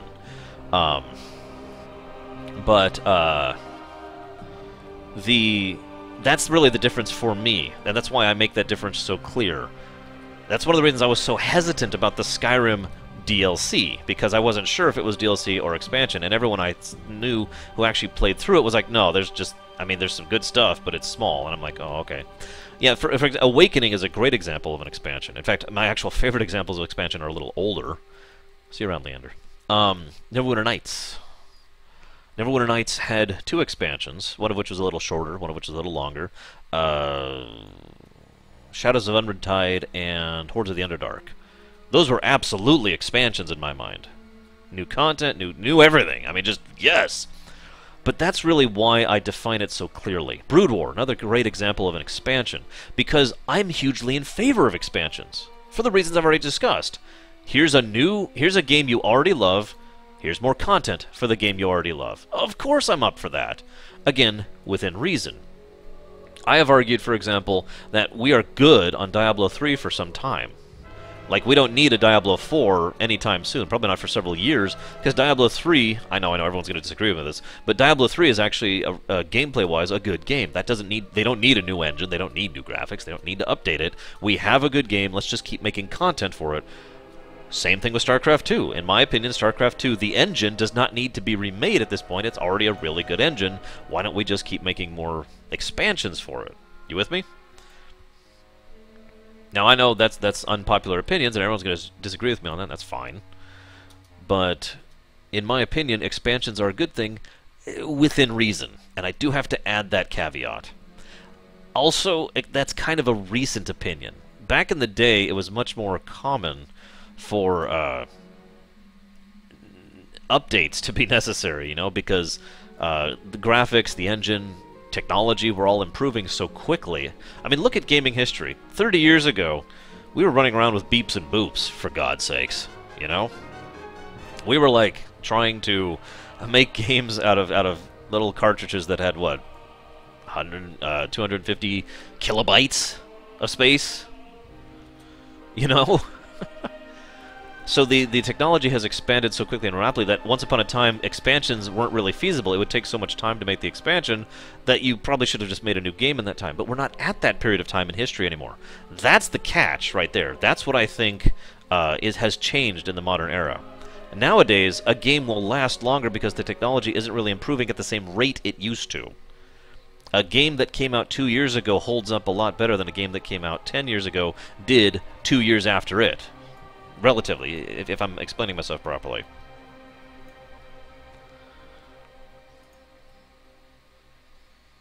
Come on, there we go.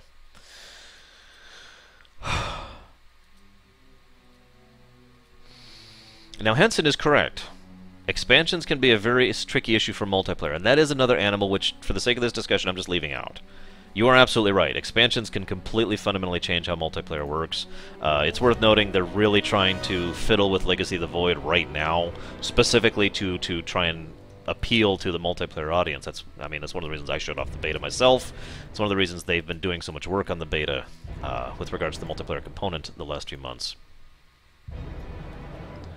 Yeah, imagine DLC back then. That's another reason why it's another interesting thing. DLC wasn't even feasible once upon a time. How do you do DLC before the modern era of digital distribution? I mean, it is possible, and it was done, but not all that commonly and not all that easily.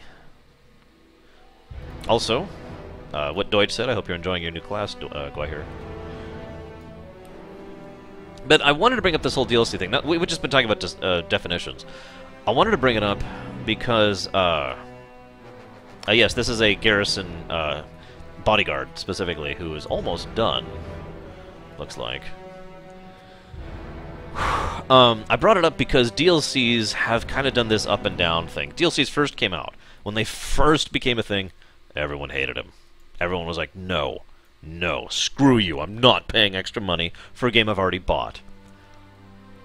I didn't fully agree with that mindset, but I could at least understand the mindset. The mindset is, I don't want to pay extra money when I've already paid, you know, $50. Okay? So, alright. Then DLCs kind of became way more popular and a lot more people bought them because a lot of people put effort into making good DLCs. And of course, that is always the qualifier, isn't it? There is a rather significant difference between a good DLC and a bad DLC, as we've already discussed, no less. And has Pax responded to me? I don't think he has. Nope, he's the AFK, so I'm going to go ahead and queue up for the next raid. And even now, there is definitely good DLC and bad DLC. In fact, Skitty Skylines is another example of that. But I mention it because DLC has kind of done its own turnaround recently with regards to quality, or excuse me, not quality, with regards to social acceptableness. You know, how many people are okay with DLC? Because for a while there, DLC just plummeted in public opinion. People hated DLC, and it was so bad that I knew people personally who would not buy ...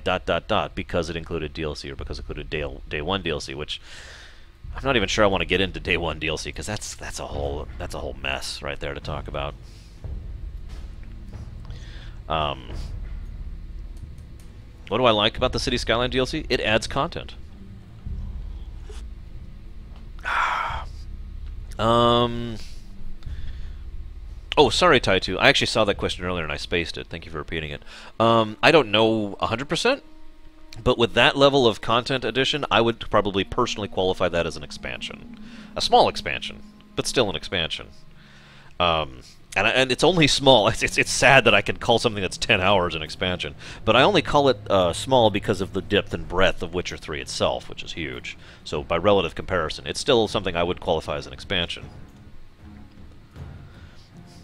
One thing I do find interesting, just really quick note here, you notice how people don't really use the term expansion anymore? Some people do. Most people don't. Most people just call it DLC, whatever it is, regardless of what it is. Oh yeah, and then there's Director's Cut, and then there's re-releases. There's a lot of interesting things that people are trying to do to maintain games and to continue making money.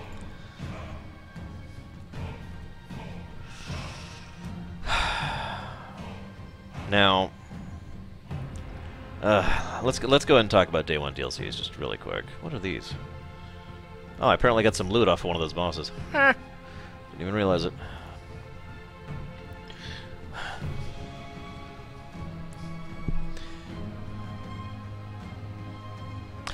Personally, Dog Andes, I'm okay with that model. I do actually like that particular model of content updates, of maintaining the freshness of a game. If I could diverge for just a second, remember how we talked just yesterday about modding and player-generated content in single-player games? I need one more. I'll just go down here. Actually, I've already killed him. Damn it. Okay. One of the negatives I talked about when it came to modding and modding support was it takes a huge amount of time and investment and money and knowledge in order to release modding tools to make a moddable game, right? One of the other ways to... And just about any developer and publisher out there wants their game to have some longevity to it. I mean, duh, right? Dilemma Shadow, because it's awesome. Anyway, so everyone they want their game to withstand, at least for a little bit, better sales, better exposure. It's good on their resume. You know, more people are enjoying their baby. Plenty of reasonings exist for wanting a game to endure. So one of the other big ways to do that, if you can't actually, if you don't have the time or money or investment or whatever to do modding as a support mechanic, is to do the kind of things that we were just talking about with City Skylines and with most of the Paradox games. In other words, free content patches every now and again, and releasing a little bit of DLC every now and again. Keep people interested, keep people engaged in the game, and then encourage them to keep buying additional things for the game. You see where I'm going with that? In other words, kind of like what they did with Civilization 5 is actually a decent example of this. Not the best example of this, but it's like, here's Civ 5, and then patch, and then, okay, here's the religion expansion, whose name I can't even remember. And that added some new mechanics. I was like, okay, that's not bad. And then they're like, why don't we fix that? Patch. And then they came out with the really good expansion, which turned Civ 5 into a great game. See where I'm going with that? It's a good method to keep people engaged. Now let's read what Taitu said, because I was talking when he said it. Well,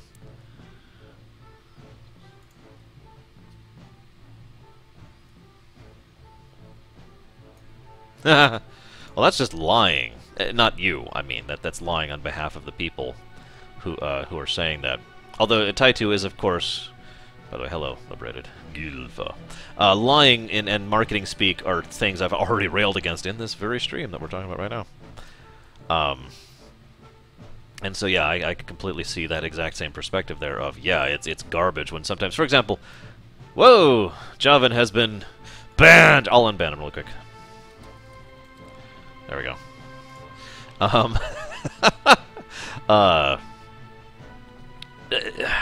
The problem with Day 1 DLC is that in such an incredibly small period of numbers of time, is it actually something that is understandable? We were just talking about this earlier, the idea of we've added content, right?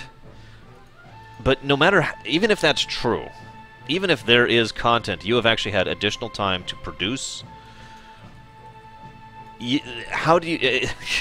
no matter how you present it, to the player it's going to seem like, well, I don't get to play the whole game that I bought, that's on my disc, unless I give you more money than I already paid for it. you know? And that's not necessarily entitlement. It can be. But it's not necessarily entitlement to say, oh, well, you want me to pay $65 for the game that in order to enjoy the game that I have right here in my hand? Now, the catch there is, it also seems kind of like an artificial barrier, doesn't it? In other words, what is fundamentally the difference between Day 1 DLC and Day 10 DLC? From the perspective of the developers, there may or may not be a difference. You know, in some cases, maybe, let's say they had time to produce DLC content for Day 1. Let's say they didn't, and they put it into Day, like, 12 or whatever. From their perspective, there's no real difference between those two. And I've actually heard some developers say, I don't get why everyone is so against Day 1 DLC. It's, what's the difference between Day 1 DLC and Day 12 DLC? Well, again, I personally feel this comes down to an individual example situation. In other words, there are certain Day 1 DLCs that, yeah, okay, fine.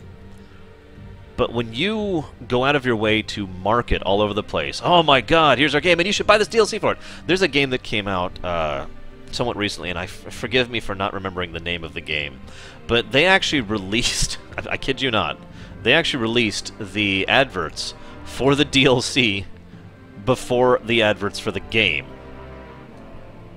So that's one problem. When you're focusing way too much on disc lock DLC and emphasizing that over the actual game, what the crap? Was that Evolve? It was Evolve. Yeah, you're right. I think it was Evolve. It's like, hey, you could... And Arkham Knight, that's the other one. Because Warner Brothers is, like, one of the most disgusting companies out there right now. So yeah, they've bothered to go ahead and focus more on that rather than actually trying to sell their damn game, which I've already kind of covered this topic. I've already talked about the stupidity of the marketing aspect here and not actual gamers marketing and blah blah blah. I don't know about you. When a game is coming out that I'm interested in, or even not, the first thing I don't want to hear about is, and you can also pay extra money to get this. I don't care what the this is at that point. At all. I really don't. Because you have to sell me on the game first.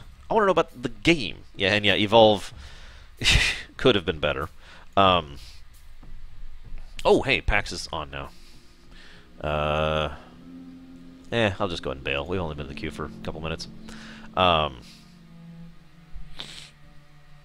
of course, I could talk about the pricing trap and the philosophy that goes into the marketing of how exactly they produce, or not produce, excuse me, how exactly they try to shill DLC and blah blah. I'm not going to get into all that. Let me give you a direct example. There's a game out there called Final Fantasy Theater Rhythm. Now, they recently, well, like a year ago, came out with a new version of this, which is awesome, and I actually highly recommend it if you're interested in that kind of game at all. It's fantastic and awesome and yada yada yada. You can buy new songs for it. Now, new songs for a game like that are fundamentally new content, right? I think we can all agree on this. A game all about playing through the songs and having fun with that. Adding new songs is new content, so that's genuine DLC, or a good DLC, right? They're about $1 each. There's about 50 of them. See where I'm going with this one? The game itself is like $30. Actually, it might even be less than that. Here, let's look that up really quick. Let's see how much Theater Rhythm is now. $30, I was right. $30 brand new. And if you want all of the songs, that's about I think it's actually $45, excuse me. Now, I hate to keep bashing the same point when it comes to the DLC problem, but as was pointed out, Javik, how much is Hearthfire, Petrum? Because I didn't actually buy it, a friend of mine bought it for me.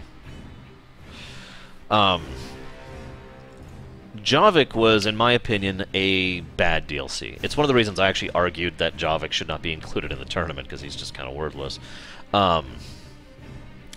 They could do that, Prog, but that's the point. That's the gotcha. That's how... this is what I was just talking about.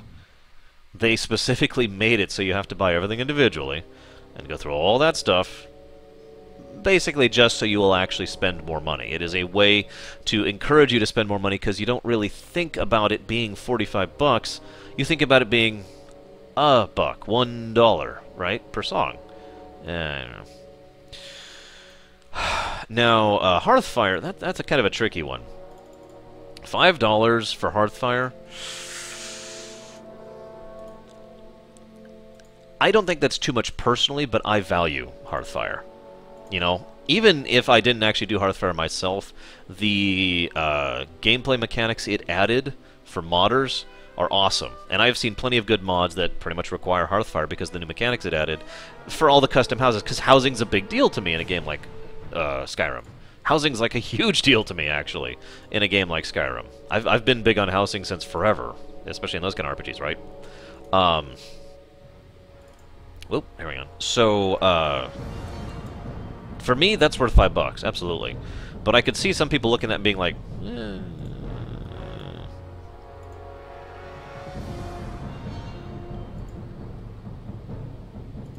Yes, it would, Little Billy. It would be very inappropriate. Oh, hang on, I need to invite Pax. Invite. Bragwin, you want to join us? Are you listening, Bragwin?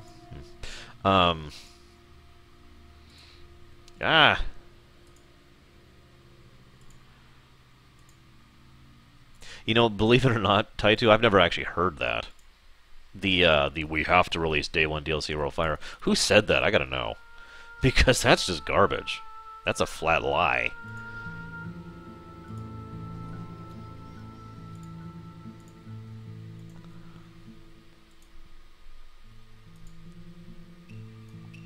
I mean, I get that people are trying to make, well, actually, no, I don't get that. I'm sorry. I don't want to sound negative or derogatory, but I don't get trying to cater to consoles at the expense of PCs. Catering to consoles? Yep. Totally into that. I'm serious. I totally am okay with that. You want to make Diablo 3 on the PS3? Sure. Go for it. Wait, Evolve people said that? Man, screw them. Evolve was just such a shady everything. Everything about Evolve was just kind of messed. I should go ahead and queue for that. Anyways, words. The come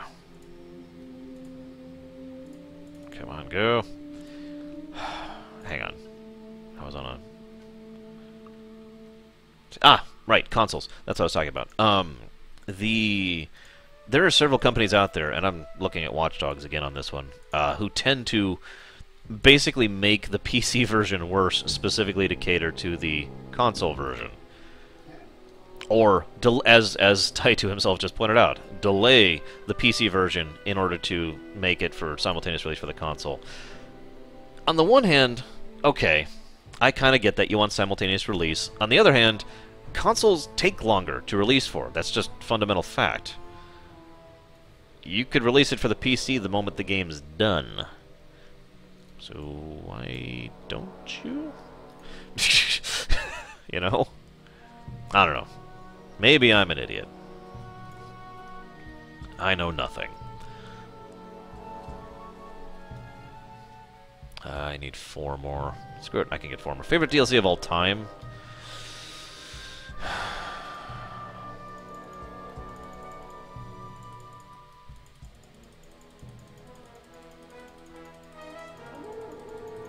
And yeah, but I was going to say, there's also some problems the other directions there.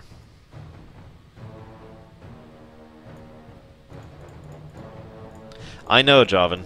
Doesn't make it less BS, but I know. Thanks, Deacon. I have no idea what you're about to quote out of context, but thank you. Appreciate it. Now, there's an interesting question. New Vegas and Fallout 3 both had quite a few DLCs, but all of them added a lot of content. Well, most of them added a lot of content. The one DLC for New Vegas didn't actually have that much content. And that I think that's one of those line situations. Do I qualify that as a DLC? Do I qualify that as an expansion? I'm not even sure, even still, because those really straddle the line for me.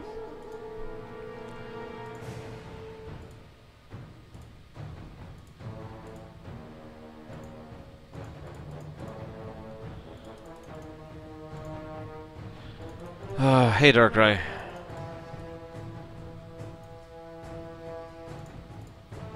There we go.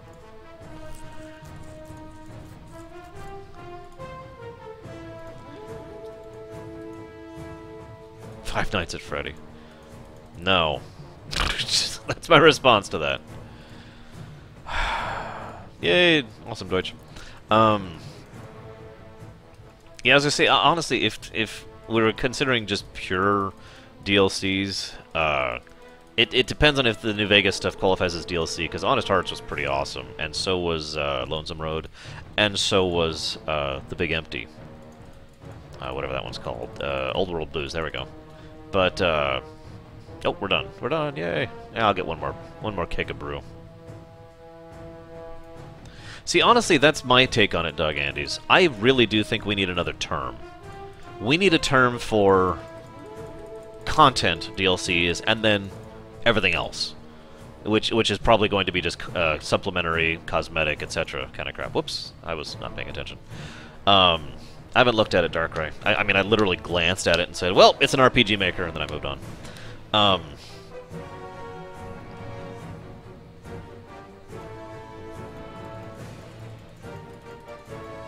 Which I think is one of the other problems, by the way. It's a matter of damning by association. There have been plenty of things that have been called DLC because we call everything DLC. And they're kind of not. I mean, they are, but, you know, it's like... If I want to buy horse armor, or if I want to buy Knights of the Nine, both of those things are called DLC. And yet, I mean, there's worlds apart between those two things. Season passes, that's a mess. I'm not sure I want to talk about season passes. Okay, got that.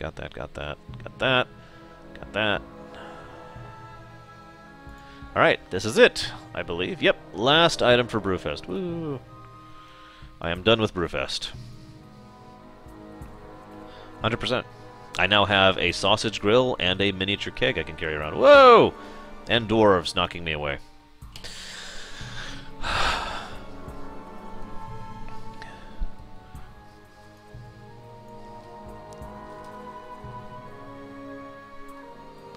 we still? Yeah, we're still cute.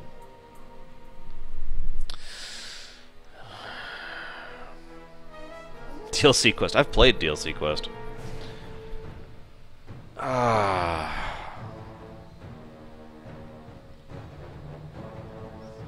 I don't know if that's being a devil's advocate at that point, Deacon. As I've already said, there are such a thing as good DLCs.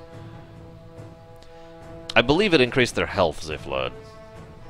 I don't know, I didn't get that DLC until I got the, you know, here's Oblivion with everything pack. Here's, you know what, actually, here's another good example of something that is definitively DLC that isn't cosmetic. All of the houses you could buy in Oblivion.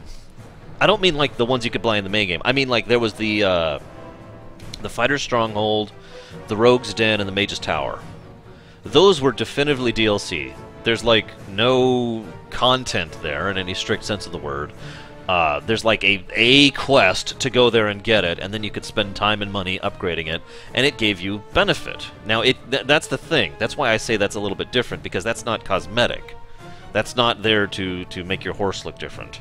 That's there to, you know, those were basically cheating houses for all intents and purposes. They had lots of really good benefits to them. And, but we're still, in my opinion, definitively DLCs, not even close to expansions.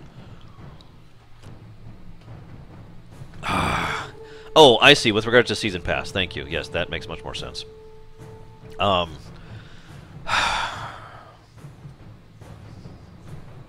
They basically were mods, Zayflood, for all intents and purposes. Whoosh, whoosh, whoosh. Now, Season Passes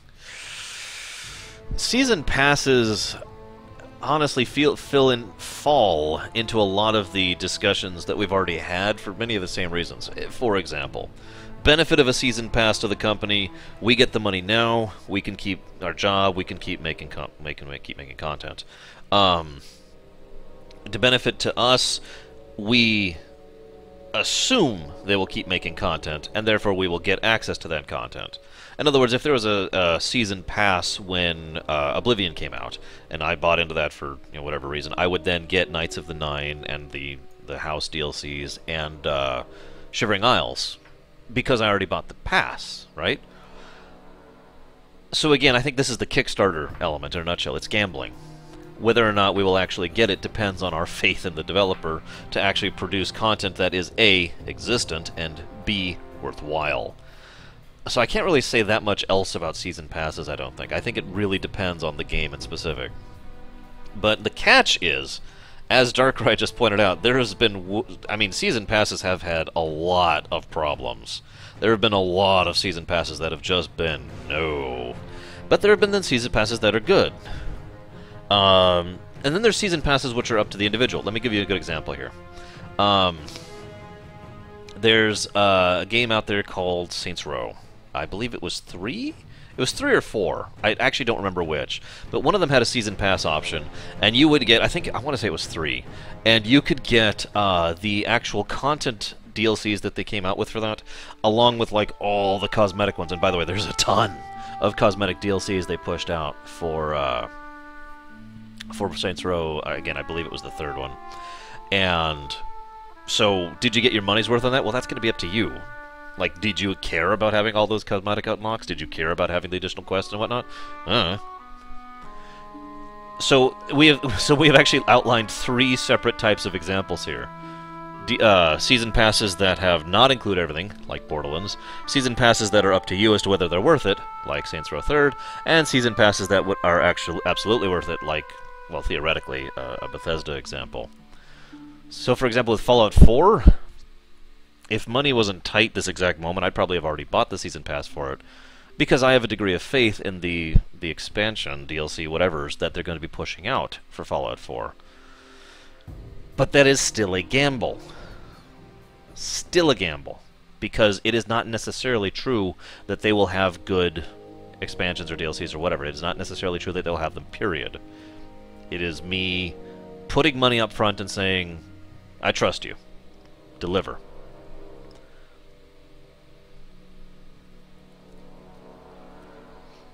So I don't blame several people for being really against season passes. I don't think they deserve to be called a negative thing on the base of it.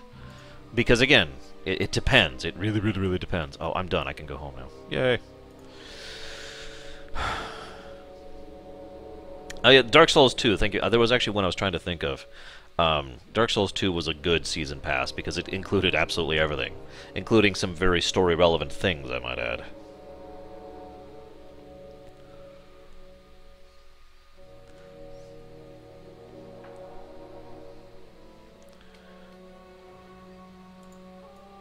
Oh wow, I haven't been back here yet.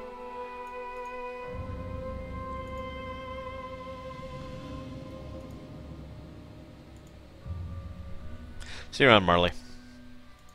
Now, as Pax points out, there is another benefit to season passes, and that's in some cases you can buy them even after stuff comes out. I believe Saints Row is another good example of that one. Do I still need runes? I do. Wow. Yeah, sure. I'll take your quest. And then I'll leave! Yeah. I was doing something Undying. I agree on that absolutely, Deacon. For example, Fallout 4. What are we getting with the Fallout 4 Season Pass? Like, this is a genuine question, because I haven't looked into this that much, and I don't know if they've actually said. But if they have, we need to know, don't we? Oh, crap, I need the quest. I need the quest. Shoot, shoot, shoot, shoot, shoot, shoot. Ah, get the quest. Okay, got the quest. So yeah, we need to... do we have any idea what we're getting with Fallout 4? Because I haven't heard anything. I've heard they have a season pass, and that's what I've heard. Oh, God, Shattered Halls again? Seriously?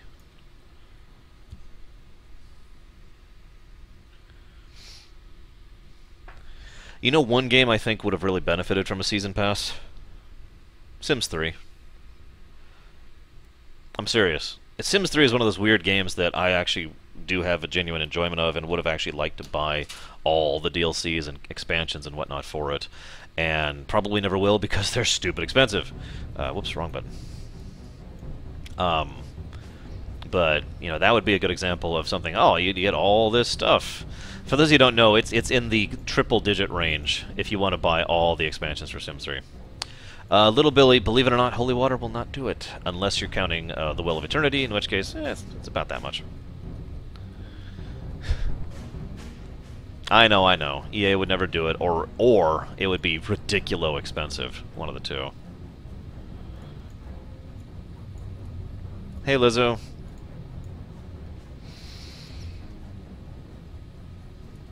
Whoops, I keep hitting the wrong button.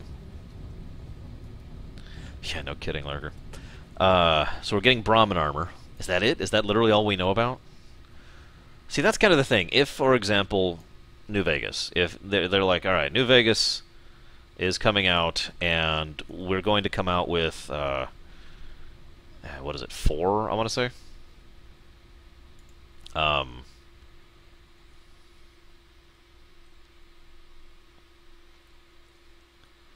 That's an acceptable amount of Jongo. Whoops, I just did the wrong button. Again, I keep pretending I'm on my Warrior. If New Vegas had come out and it was like, okay, we're going to have a couple of little DLCs like weapon packs and item packs, and we're going to have, what is it, 4 content expansions? They don't necessarily need to spoil what they are. But one of the things I would have liked is if they actually pointed out that in those content expansions, there's actually going to be a continuing thread of story between them. Because there was, remember? The overall arc of Vegas continued through those DLCs. So I personally think that if they had gone on, you know, if they're doing the season pass thing, which obviously they didn't, but if they were doing it with New Vegas, that's how they should do that. Is like, all right, this is what we got. There's going to be an arc. It's going to be this kind of stuff. There you go. That's what the season pass will get you. It accomplishes 2 points. Number one, it tells the audience, the viewer, the player, the gamer, exactly what it is they're buying with the season pass. Number two, it also gives everyone who is not buying the season pass an idea of what's to come, and so could actually convince them, when they otherwise wouldn't, to buy the season pass. For example, oh, well, they're going to have 4 content patches? That's kind of neat, actually. Maybe I should actually go ahead and pick that up. Huh. Yes, Lurker, that's what we started today's conversation with. Unless you're linking that to someone else.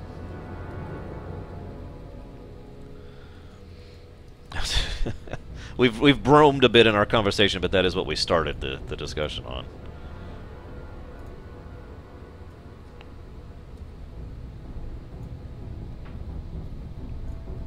Now, Chemic does point out an interesting problem that is, I'd almost say, unique to Bethesda. In other words, Bethesda has a long-standing example of doing the Game of the Year editions. Again, as I just mentioned, the Oblivion one, where I have all those DLCs because I bought the Game of the Year edition. And the same is true for New Vegas, I want to say. No, I bought New Vegas when it came out. Yeah, basically, Javan. We need quantification! We need metrics! No, dude, I'm just saying, don't pull an insurance company scam. If you don't know what I mean by that, I don't know how many of you are aware of this, but there's insurance out there that you can buy, and you have to actually have paid for the insurance before they'll tell you what you have purchased. That's not a joke. And so, this is not true all the way across the board, but in some cases, they will not tell you what your insurance covers, what you are purchasing, until you have purchased it. And, again, that's exactly what's happening with the Season Pass thing. You are purchasing nothing, effectively. You are effectively purchasing just the fact that they might produce something eventually. Maybe. And you don't know what, and you don't know how much. Blind faith purchasing is not something I'm hugely in favor of. I do not have that much faith in basically anything. I mean, if my sister walked up to me and said, you know, Arsh, I need you to pay for something, blah, blah, blah, I'm not going to tell you what it is, I'd be like, yeah, okay, because I trust her, the individual, but I don't think there's a single company on the planet where I would trust ponying up money for basically nothing. And again, as I've pointed out, I have not actually purchased the Fallout 4 DLC, even, or the Season Pass, even though it has been on my mind, basically because of that problem. So, screw you, Javan. Speaking of which, I really do hope you enjoy Fallout 4. That's, like, I feel like I was gambling too. Like, a lot. Gambling that the game will be good, and that you'll enjoy it.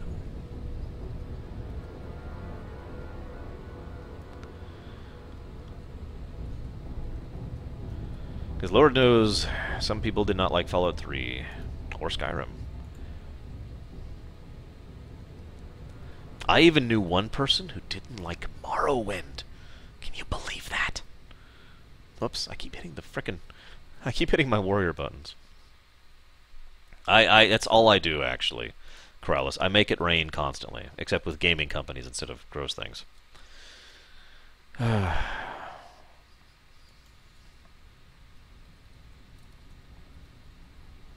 Yeah,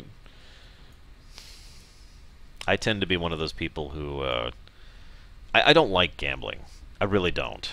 But whenever I'm gambling, I at least try to walk up to it and be like, yep, this is gambling. And just be completely bluntly upfront with it, you know? I try to be pretty honest about it. This is gambling. This might work out. I hope, you know? Thank you, Dog Andes. Oh yeah, we don't have a rogue, do we? We had a rogue last time when we did this. I've actually been gambling more than a few times in casinos, mostly in Vegas because I had so much family there. Every time I go, it's like, ugh. Or I should say, every time I gambled, it was like, I lost each time, of course, because that's how gambling works. You win or you lose, but I have to admit, it just didn't have the appeal to me. No offense to people who enjoy gambling, by the way. I have quite a few family members who are totally into gambling and find enjoyment from it. Nothing wrong with that. Not really.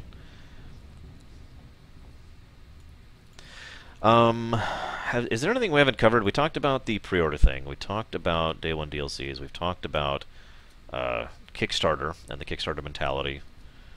I've actually also talked about the other Kickstarter mentality, aka buying only what you know because you don't know what you don't know what you like until you've tried it. You know, that kind of a concept.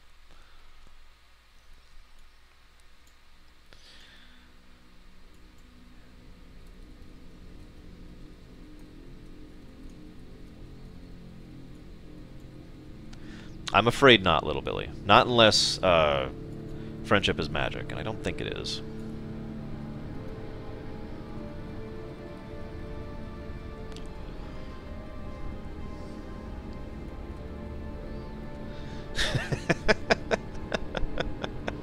What? Friendship isn't magic? Don't be ridiculous. Or wait. I think that's all the topics I wanted to cover today. I'm going to go ahead and chop off the stream. I'm going to turn it right back on just for casual streaming conversation. But I'm chopping it off so I can upload this to YouTube. So feel free to leave me your comments, YouTube viewers, those of you who've kept through this time. I'm sure you've enjoyed basically listening to this because all I've been doing is playing WoW this entire time. And I will see you guys around in a few minutes.